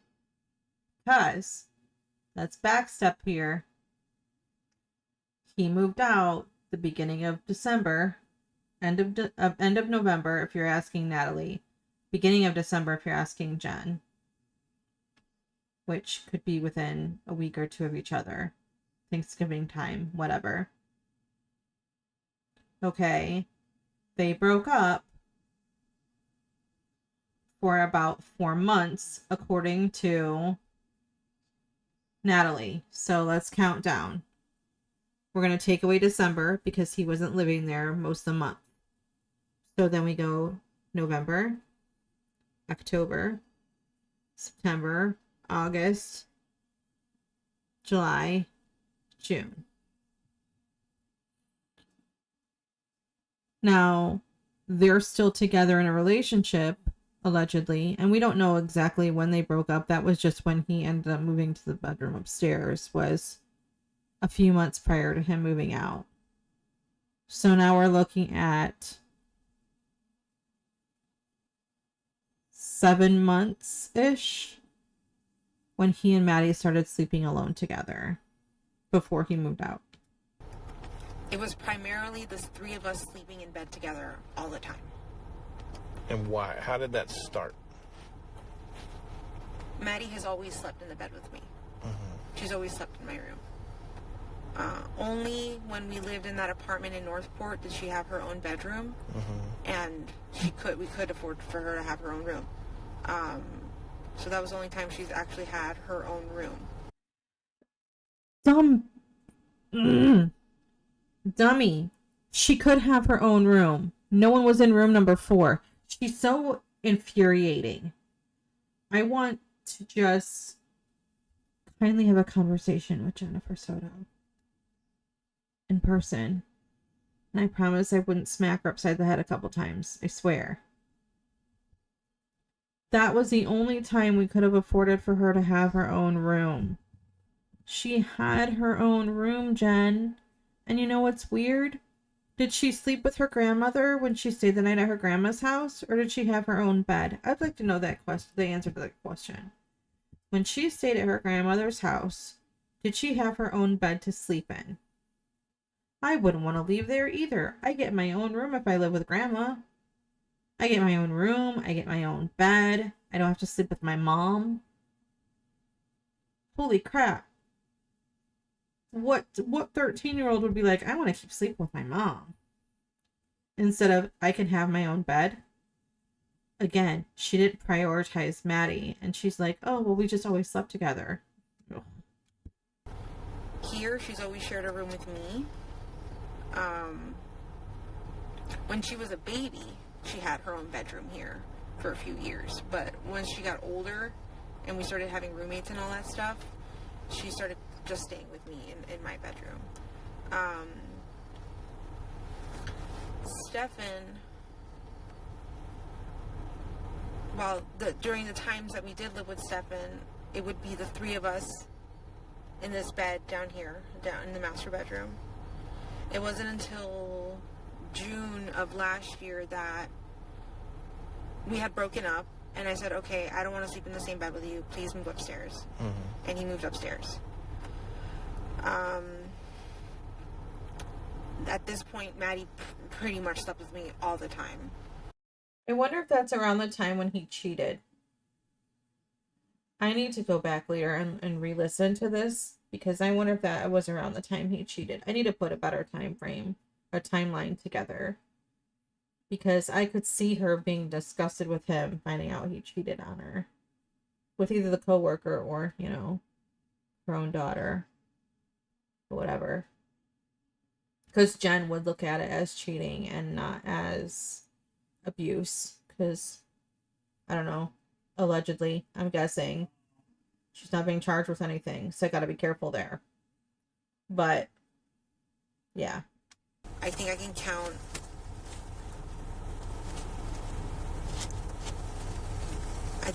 maybe on one hand how many times she's gone upstairs to sleep with him alone, because I wasn't comfortable with it. I was like, no, this it doesn't look right, like it just doesn't seem right, like I'm not comfortable with it. Maddie, you gotta sleep with me. And I've told him that. But there were times that they begged for sleepovers, like, please, we just want to stay up late watching movies. And I would be too tired to stay up late, so I would say, fine, go ahead and do it. But it's so weird to me. Really, Jen? Really? Please, please, please, can we have a sleepover? Please, can we have a sleepover? Jesus Christ, they're not like two little girls. You're talking about a 12-year-old and a 37-year-old man. Are you freaking out of your mind? I mean, obviously the answer to that is yes. A parent would be out of her ever-loving mind to even entertain that. I'm sorry. If I was dating some dude, half dating some dude, found out he cheated on me, and then he said he wanted to have a sleepover with my daughter, who's 12, I'd be like, get the out of my house. He's not contributing financially anyway, which, again, they broke up over money, not because he cheated, allegedly, supposedly. But, like,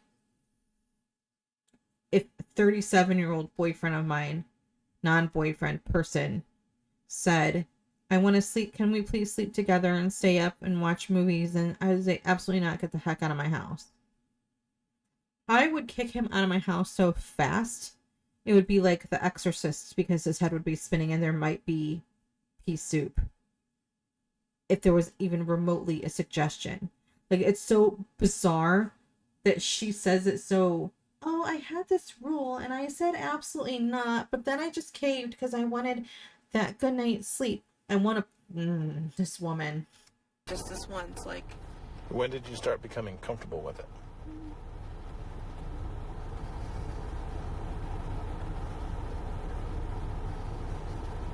I don't know if I was ever comfortable with it.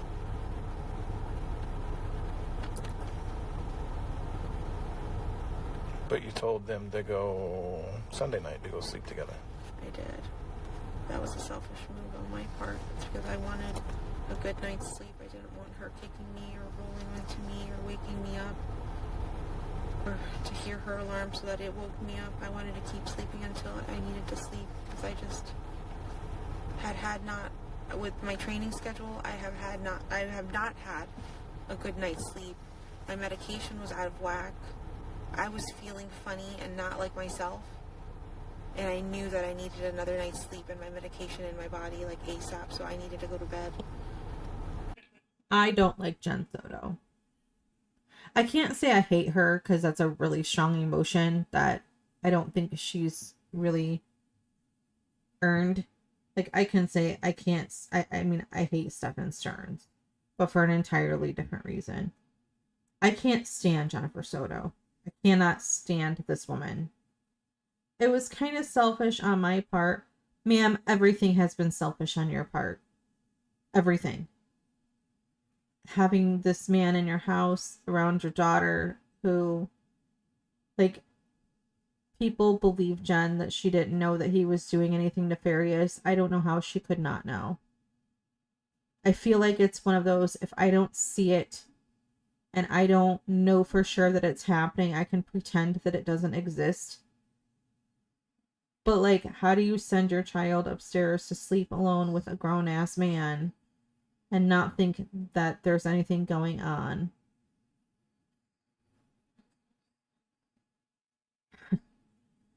I do not like Jennifer Soto. I think she's an asshole. I think she prioritized herself. She just said it was selfish of me. Maddie was my whole life, but I was selfish.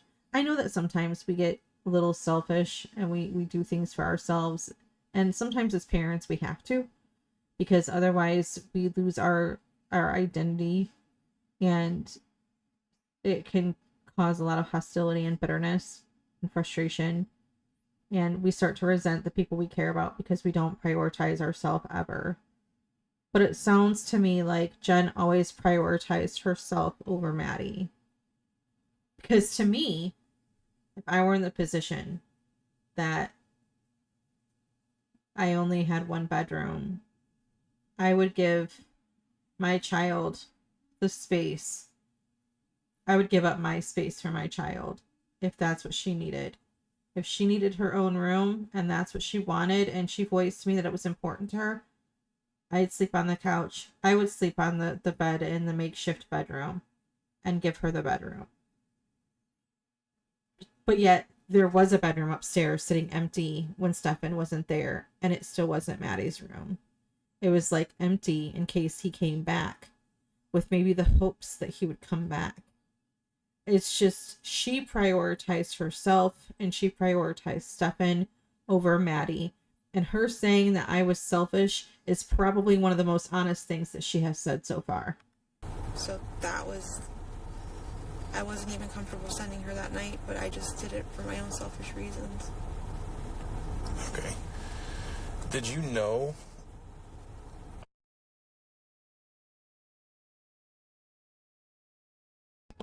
This is redacted. It's not that I paused it on accident again. He's never said anything to you or anything about it. If anything, I've always told him that my biggest fear is that this would turn into a Woody Allen situation where the stepdaughter or the dad grooms the child and the child turns 18 and ends up running away with him. I told him like that was my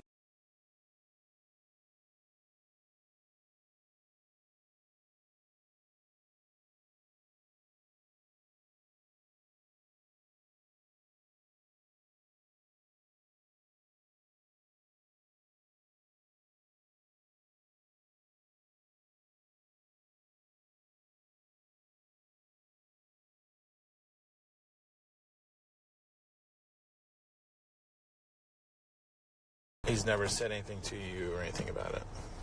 If anything, I've always told him that my biggest fear is that this would turn into a Woody Allen situation where the stepdaughter or the dad grooms the child and the child turns 18 and ends up running away with him.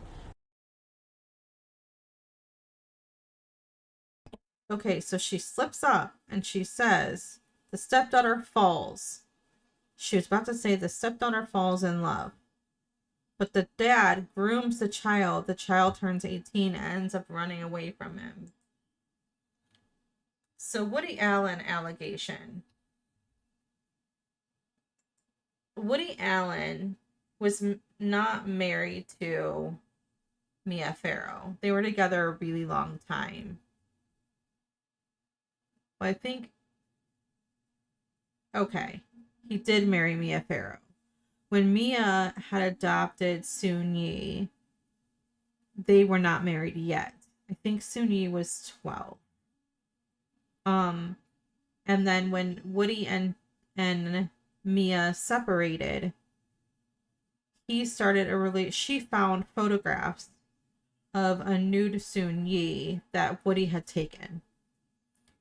And she accused him of grooming her daughter to fall in love with him because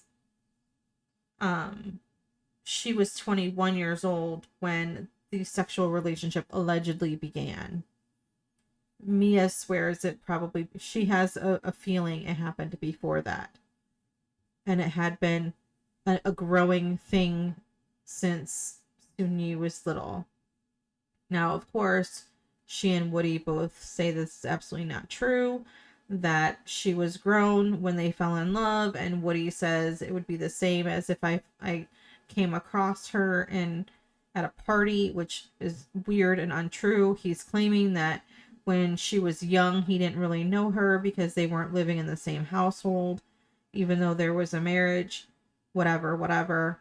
So this woman is saying, my biggest fear is that my daughter is going to fall in love with, or wait, that my boyfriend is going to groom my child, and when she turns 18, she's going to run away with him. Who thinks that? Who not only thinks that, but verbalizes it and is willing to tell this to a police officer? I'm just like, let's see if I can edit this in here, because this is the look I'm giving right now. Let's see. I'm making this face.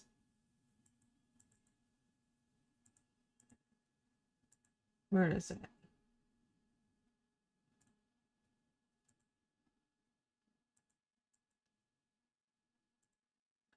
I'm just giving this expression.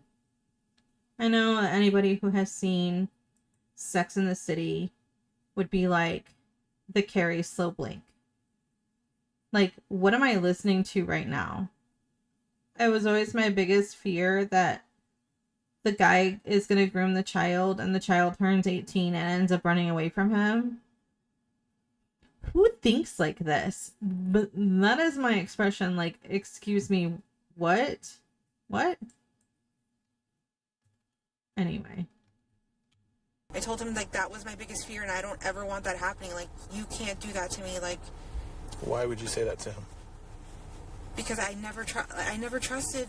I grew up being told never trust a man. My mom put that in my body, never trust a man. And like, I did not completely 100% trust the man, but in my, like, the logic in my head was saying, you know, he's been in your life for 7 years, nothing's happened, he hasn't shown you anything that he's weird, or that he's done any, or that he's interested in her, or said anything about her body, or talked. Like, this woman's whole pitch has changed. She went from talking normally to now she's all high pitched. Now she's like, oh, stressed. Because, you know, this is something that bothers her. Because, oh, he never had any indication of me. Yeah, bullshit. About her in any specific way that, like, freaked me out. He's never said anything like that or shown me any of those signs. So I thought I could trust him, that he was safe, that he was a good guy, and that he was taking care of my baby and loved her the way I loved her, but I was wrong. Uh-huh. Yes, because you may think he was whatever. I know.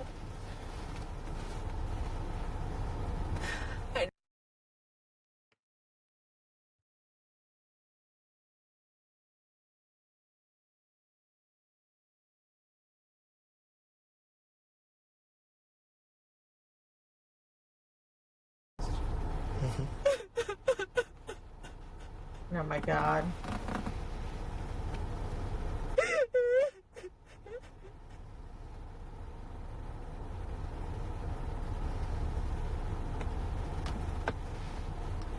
So I need you to, I know this is a lot, but Monday morning, I really need. She is showing more emotion now, and this kind of pisses me off. She is showing more emotion now than she has the last 2 days. Talking about her daughter being intimate or abused, I prefer abused, but in her mind, intimate, with her man has her upset. That is so disgusting to me that this whole time, Jen can't show emotion because of her meds, right? That's the excuse that people give her. She can't show emotion because of her meds. She sure as hell showing it now. She's bawling her eyes out thinking about her man being with her child, her daughter. She just used the Woody Allen scenario. In this perspective, she's not looking at her daughter as a minor. She's not looking at her child as a 13-year-old. She's looking at her like the other woman. Like, her man cheated on her with another woman. Only that other woman is a minor child. And she is upset. She's devastated. This is racking through her because she feels angry, upset, betrayed, disgusted, all of these things. Not because it was her daughter. Not because she was a minor at 13 years old. But because it feels like he did her worst fear and he was with her daughter and they were intimate with each other. Not that he was abusing her. This is the most emotion we get out of Jen. She's done a little bit of tearing up or whatever for the news, the benefit of the news. She's talked to law enforcement like no big deal.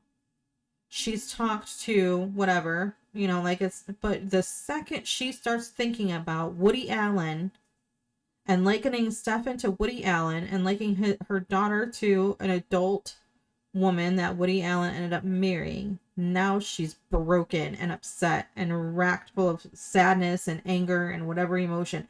So Jen can feel emotions then, but not the other times when it would be equally or more important. Go figure.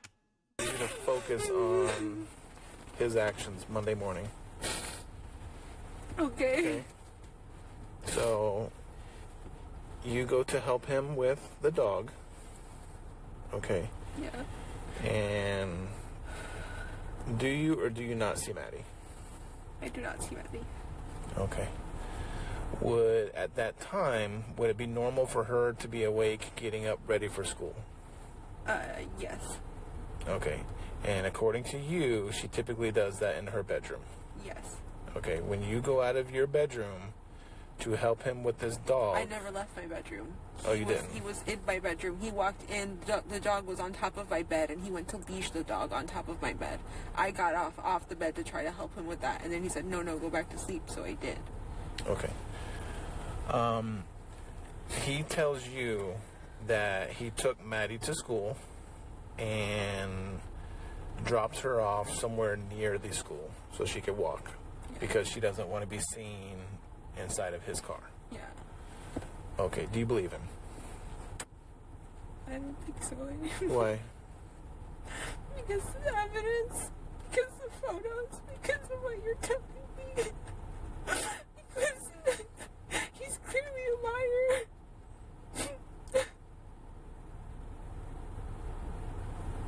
I want to hope my daughter's alive and out there, that she was taken. But I don't know anymore. Well, I can be fairly confident that a stranger did not take Maddie. The only person she was with was Stefan.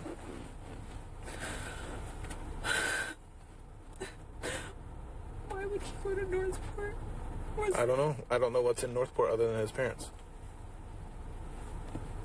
Did you know he was going to Northport? I thought when I woke up and he wasn't in the hotel, I thought he had gone to the Target Plaza right next door to the hotel we were staying at, because he likes to go shopping when he's stressed. But that's not what happened according to you guys. He actually went all the way to Northport and came back. So when he gets stressed, he likes to go shopping. Yeah. Okay, did he tell you he was going shopping on Monday? He was gonna go stop at a few game shops to see if they had any Lorcana cards for sale. Would that be considered stressful shopping? In your mind? Or your eyes? No, because he does this often. He'll want to see what stores have what in stock to see if he can afford to buy it or not. Mm-hmm. He'll go from shop to shop. He does this. He does that. Okay. So going back to it, he says he drops Maddie off and he sees her walking towards the school. Yeah. And then, did he tell you where he went after that? He said he drove around for a little bit, killing time, and then... Killing time for what? For the vape shop to open. Okay. And then I think he told me he waited in front of the vape shop for it to open. But I think that it didn't open. It never opened in time when it was supposed to. Do you know what vape shop he went to? Yes. Let me pull it up.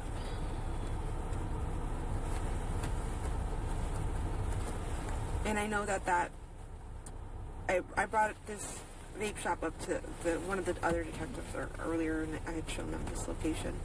But that vape shop is located in a plaza where it has an Amscot on one corner and a bank on the other corner. So if you guys could probably find video footage of if he was even there, pulling in and out. Okay, so a few things. She says that there's the surveillance, her alluding to surveillance again, which, I mean, this is the 29th. She made that comment the 27th.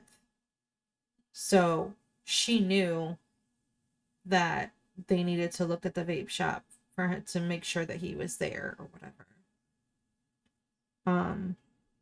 Notice that she's no longer sobbing. Doesn't even sound like she's crying or sniffling as much anymore either. So she turned on that waterworks when she thought about what she was thinking about, and then was able to quickly stifle that to continue the conversation that they were having. Weird to me, but you know, whatever. I don't know. It's strange to me how she reacts to things. She's thinking that, you know,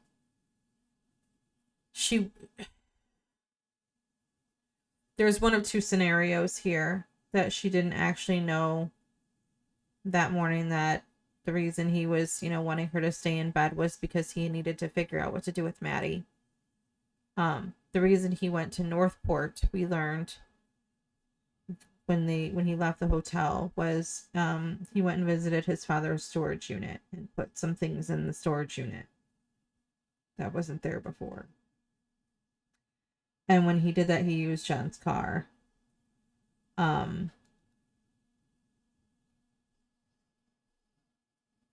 So now she's like, oh, that's suspicious, and I don't know why he would do that, and all of these things. Now suddenly she's like, I don't know what to think anymore. I don't know that it's not that she couldn't trust him before. She just couldn't trust him as a partner because, you know, cheated and he wasn't bringing home money. I don't know. I'm probably projecting here, but we'll continue. That's 100 feet. And you know for a fact this is where he went? That's where he told me. Yeah. If it's any vape shop, it's this vape shop. And why that one? Why that specific one? He likes the brand, the e-smoker company. And that's where he gets all of his vape stuff. He won't go to any other vape shop around here. He goes to that one. What time is this vape shop supposed to open? Does it say on there? Okay. 10 a.m. Okay.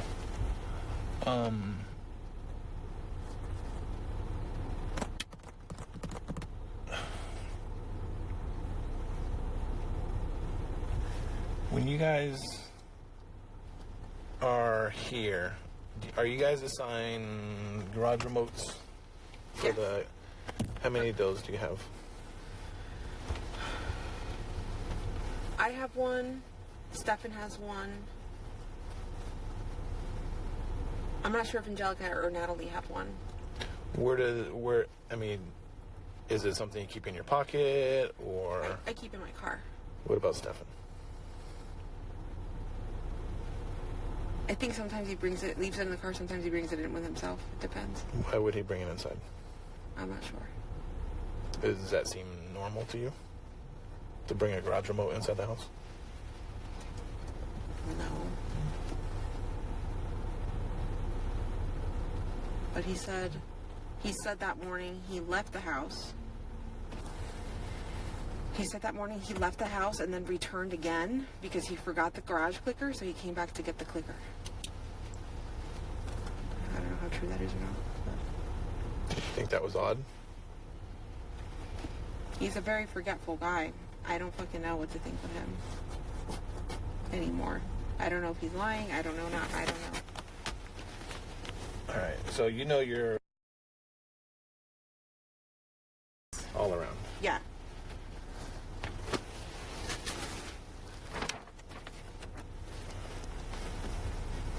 That's Maddie asleep in the car. Maddie's not asleep in the car. Oh my God. What do you mean? Do you believe Maddie's asleep there? Is she dead? I don't know. We don't know where she's at.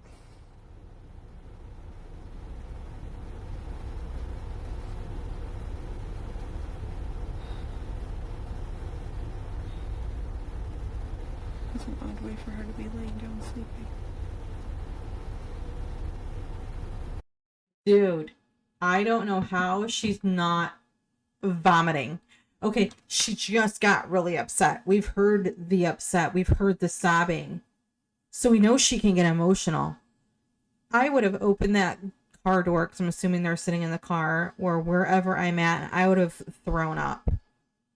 They just showed you a picture of Maddie she's not sleeping. And she's just, again, flat. That seems like an odd way for her to be laying. That could be shock.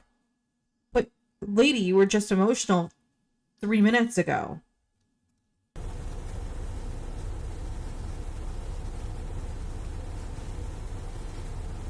So this is at 7:30 in the morning. Ish. It's way too early. But you said you thought around 8 o'clock. Because I assumed that he was getting her ready for school. So that would be the time he'd wake me up and take her. This doesn't sound like shock. This doesn't even sound like sadness. This sounds like, oh shit, they know. That's what this sounds like to me. Again, I can be 1,000% wrong. I can be reading her totally incorrectly.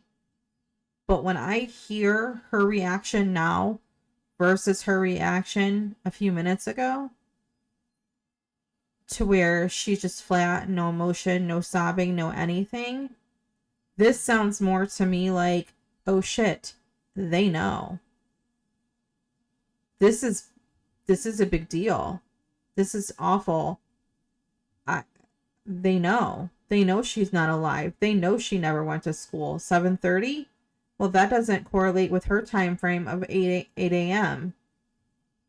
This means that they were already gone. And actually, interestingly enough, Natalie says that she didn't even realize Stefan was back until, and I use the phrase back lightly, she didn't realize Stefan was back until after Maddie went missing. She did not see him that morning.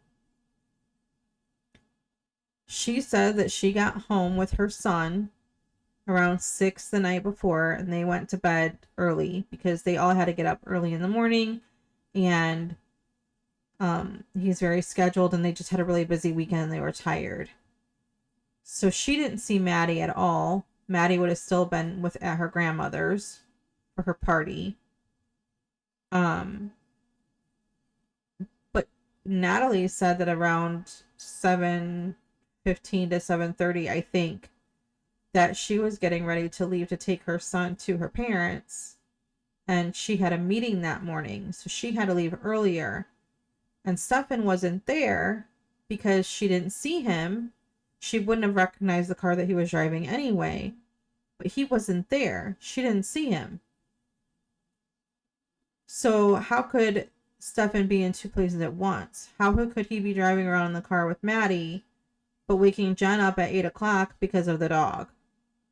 So either Jen was mistaken about the time, which is possible, and that would also mean that Stefan would not have been there when she left for her appointment, because he called her when she was on her way to her appointment. Or whatever she said. So he had been just driving around killing time for the vape shop, she claims, but he would have been out of the house by 7:30 to be seen in that car with Maddie next to him driving around. So there was no incident with the dog. Not at that time frame. Maybe super early, like 6 a.m. or so, but it was not 8 o'clock.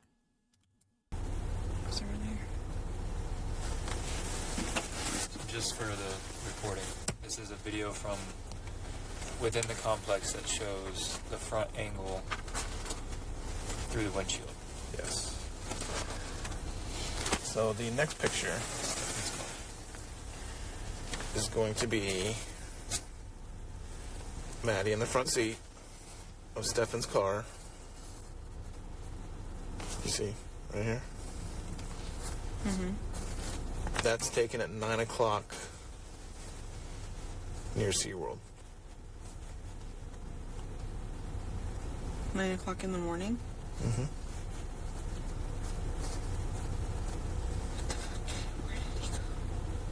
I'm hoping you can tell me that. Went to SeaWorld? He's near SeaWorld. That's International Drive.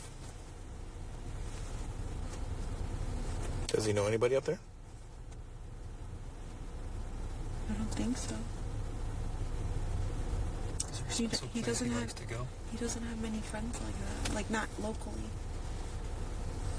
Does he have anywhere he would like to go? Is there a special place he likes to go?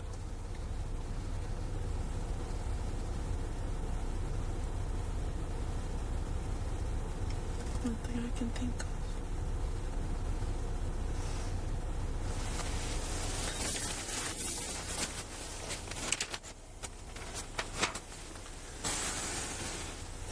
Here's another picture from the dumpster in Venetian Bay of Stefan throwing away trash. What day? That's going to be Monday morning, probably around 7:45. Has that already been taken? Have you guys been able to look at what was dumped? What was thrown out? What do you think was in there? Clothes? I don't know. What makes you say clothes?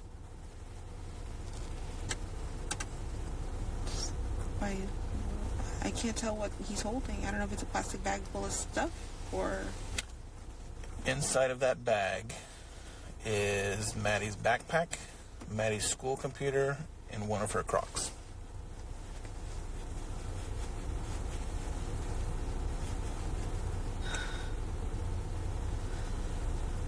Are you telling me we're looking for a body right now? We're looking for Maddie, absolutely. 100% we're looking for her. No. Most likely she's not alive. I don't know. I can't answer that. I have a feeling that you and Stefan have some sort of communication on places he likes to go, or so, because some of the questions that I ask, it seems like you almost not cover up for him, but kind of defend him or have answers to some of these questions. Because I want you to have more further insight as to why he might do things. But you saying he's forgetful and Maddie too. I just want you to understand, like, we're all the same. We're both we're all very forgetful. We're all very time blind. It's just part of our ADHD. I just want you to know, like, what kind of grades does she make at school? Not great. What about her attendance record? She's got a lot of doctor's appointments that we've gone to, so she's got a lot of absences. Are they excused or unexcused? I want to say for the most part excused. Every time we take her to a doctor's office. Okay, I just looked it up for educational purposes only. He mentioned SeaWorld.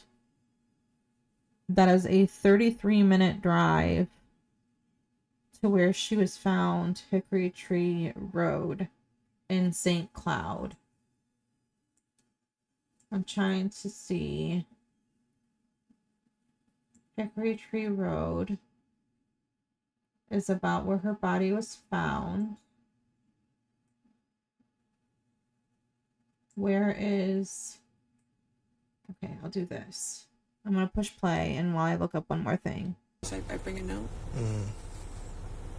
Do you know that for sure, or... We're working on getting her school attendance record. I'm just wondering if you being a parent, I would hope that you would know kind of like what her... Because I know my daughter's school, that if any of them miss one period or 2 periods or something like that, they will call me and say, hey, such and such missed periods 3 or missed period 7 or something like that. They don't do that. They send out an email and a voicemail, like an automated.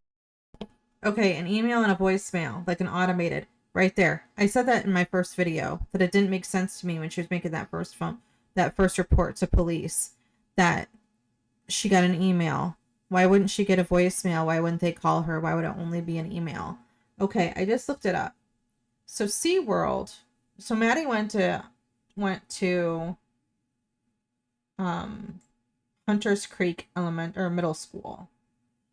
Hunters Creek Middle School is super close to SeaWorld.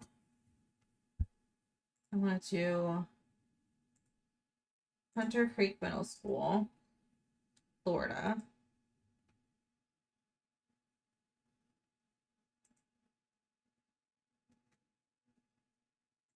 to SeaWorld.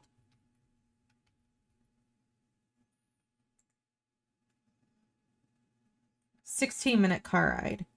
It's a 16-minute car ride from Hunters Creek Middle School to SeaWorld Orlando. Let's see if I can put it up. What we're looking at is a map of Hunters Creek versus SeaWorld. So you can see that it's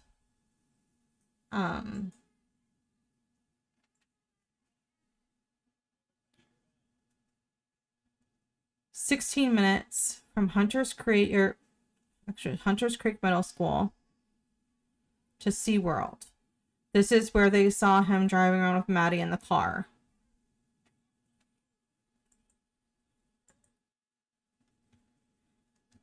Hickory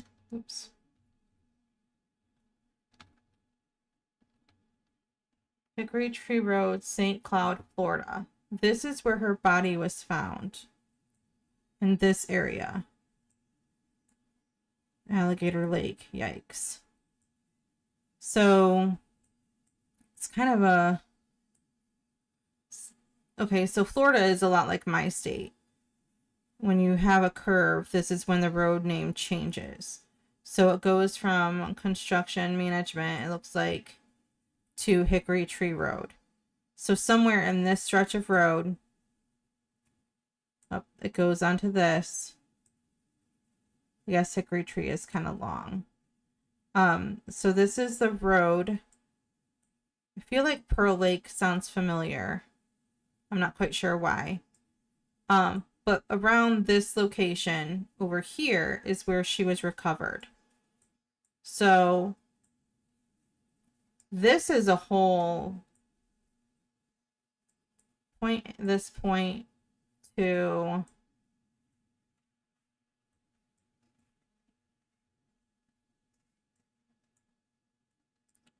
this point, SeaWorld, is 48 minutes. So if he was over here for that picture to be seen of him driving around at 7:30, or was that after 9? Can't remember what time he just said. What did he just say? I can't remember what he said. But regardless. So, where'd it go? Oh, sorry. So, where he was at versus where she was recovered. This is why I think, and it's a really sinister thought, I think he was trying to find a place to take her, and he didn't know what to do. He didn't know where to go. He didn't know where to take her. So I think what he did was he drove around, kind of panicked, not knowing what to do. And at some point, he places her in the trunk and goes back to the house. And I think when he's sitting there, factory resetting his phone and talking to Jen, and they're having whatever conversation that they're supposedly having, I think she's still in the car. I think she's in the trunk. Because he leaves the house again, which I'm not quite sure what their address is, but, you know, we'll go back towards the middle school because I know that they have to live close to that.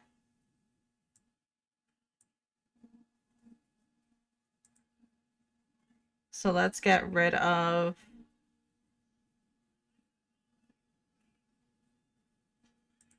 SeaWorld. Getting rid of SeaWorld.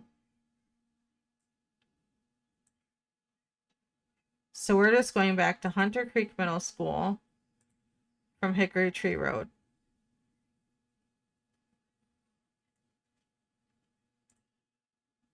Directions.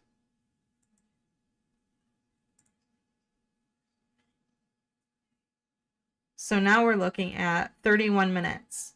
Her school, and I'm not quite sure where their apartment is. That's in Kissimmee. is in a totally different direction from the school and a totally different direction from where he was supposedly at when they saw that image, meaning he went back to the house and she was still in the car. So I think when he left to go wherever, when Jen went to the school, the second time he allegedly accidentally left his phone, I suspect that she suggested this area.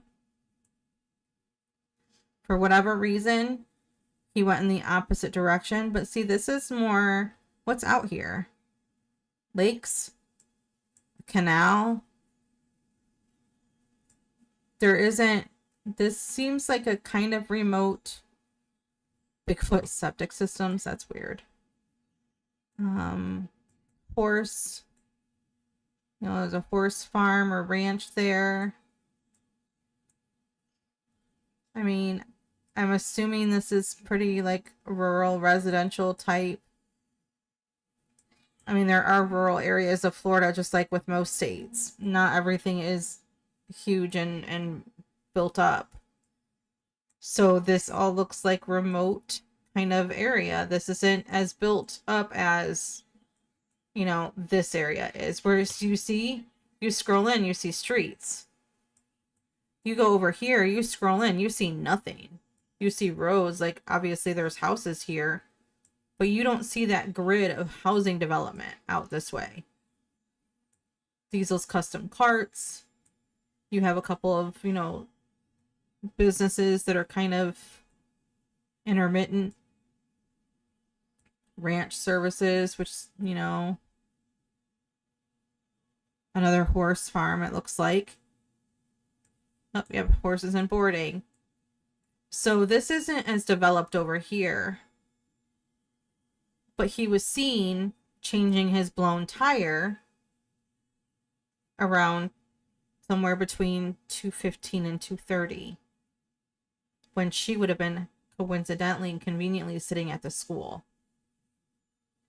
So when you think about the reality that Maddie may have been in the trunk of the car when he was sitting there talking to Jen, is really gross. So let's go back to what they're talking about. My voicemail saying your child was absent today from Hunter's That's what I just said. School. But not period 1, 2, 3. And it's not early in the morning like some other states do. It's late in the evening at 5 o'clock, or it's really late. Totally after the fact. Yeah, totally after. Like it's. Have you got a lot of those phone calls of her missing class?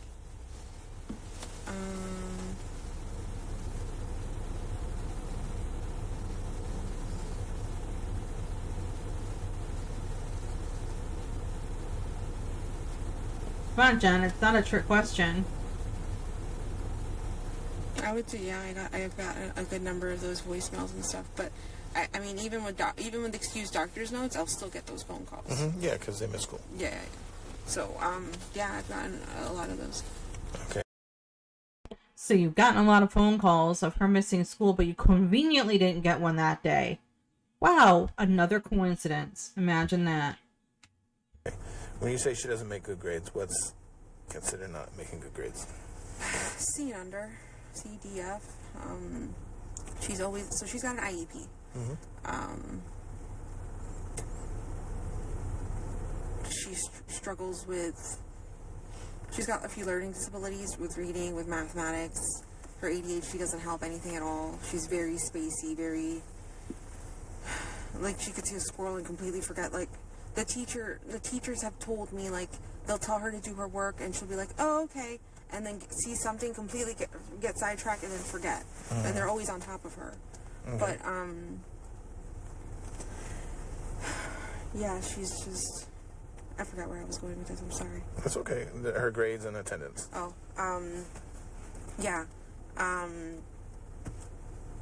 Her grades suffer because of her ADHD for sure. And I think that's one of the biggest reasons she got an IEP is because she's technically 2 years behind. Okay, so I didn't realize, and again, I haven't listened to this, I didn't realize that she had all these IEPs and learning disabilities and she was 2 years behind, whatever.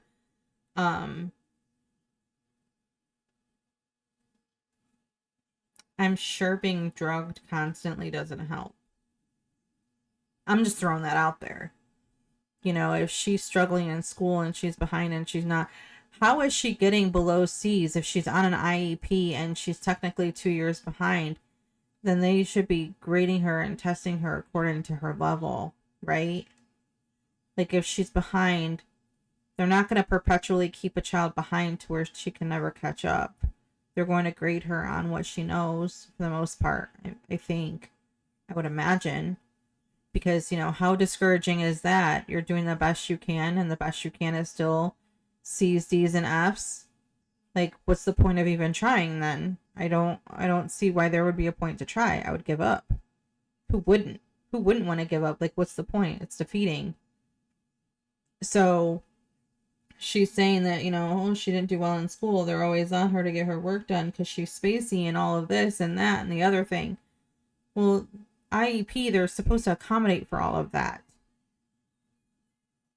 So maybe if she wasn't drugged all the damn time, you're giving her these uppers and these downers constantly. I'm sure that is probably messing with her leveling of being her ability to focus and stay awake and all of that. Because if she's on meds, see, that's the other thing. If she's on meds, then aren't those meds supposed to make her be able to function better? Shouldn't she do better in school because she's on the meds? Because then that's counterproductive. If you have her on meds and she's not doing well, then take her off the meds because the meds are pointless. The meds aren't doing their job. They're not fulfilling their intended purpose. So she doesn't make any sense. With her reading level,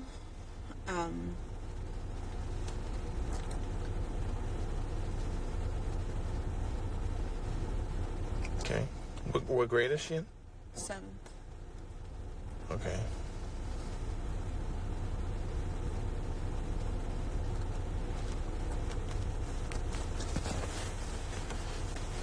And I know we talked last night too, and I just kind of want to reiterate, has she had any changes in her behavior in the past few years?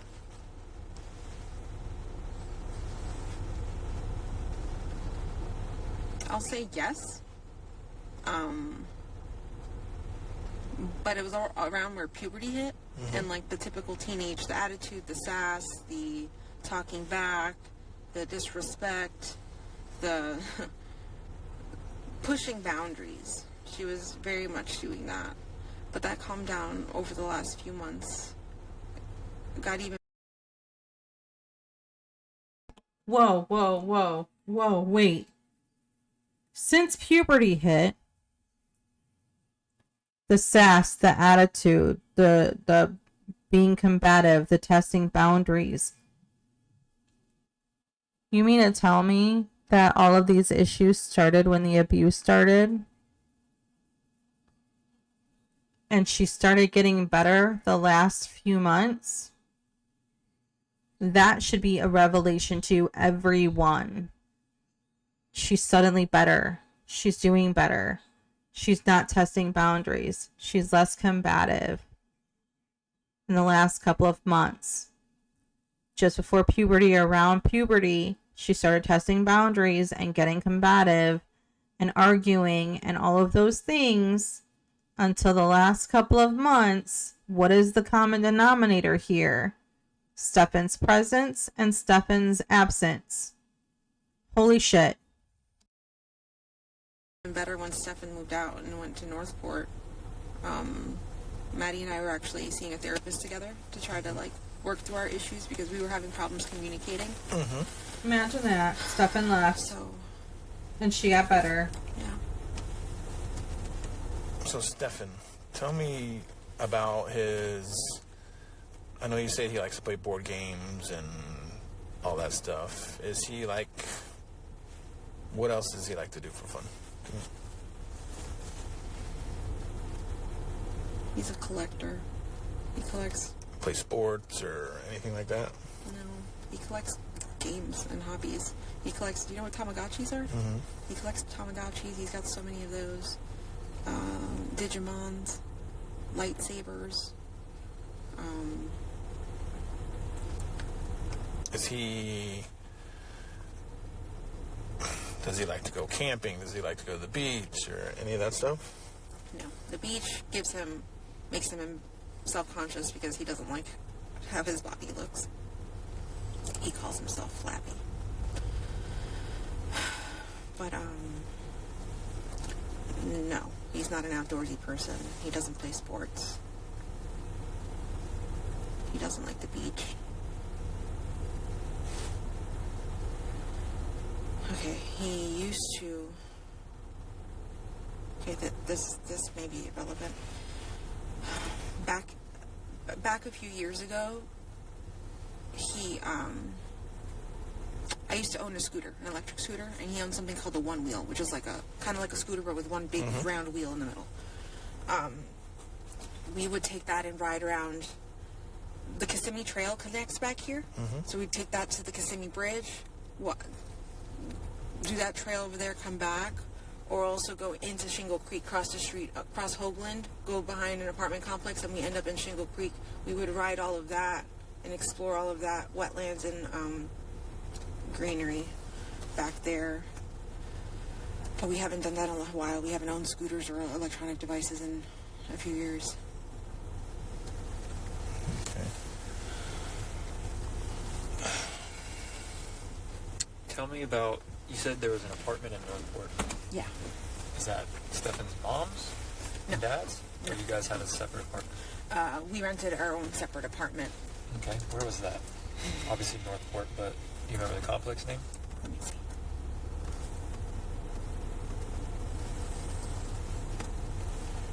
And how long ago was that? This was back in 2020. Okay. I don't remember the month we moved in, but we moved out in November of 2020. We were there somewhere between 6 to 8 months. Okay. Let me see if I have there. Was it just you three there? Yes, it was just the three of us. Okay. Is Northport, I've never been there. Is it a big city, small city?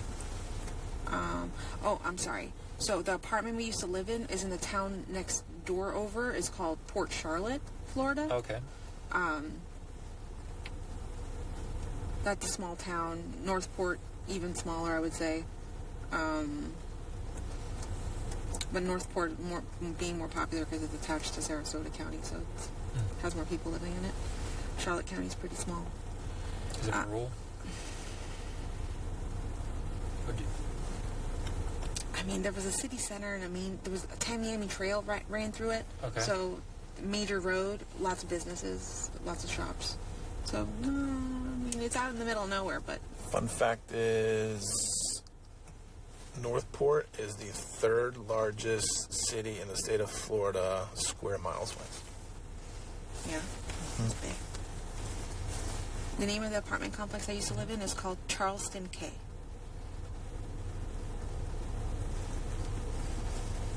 Does it still exist today? Is that still what it's called? I'm not sure. I can Google.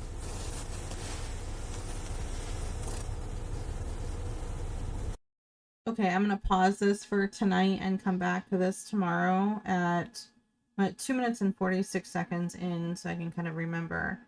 But I'm going to close this one out with notice how calm she is again.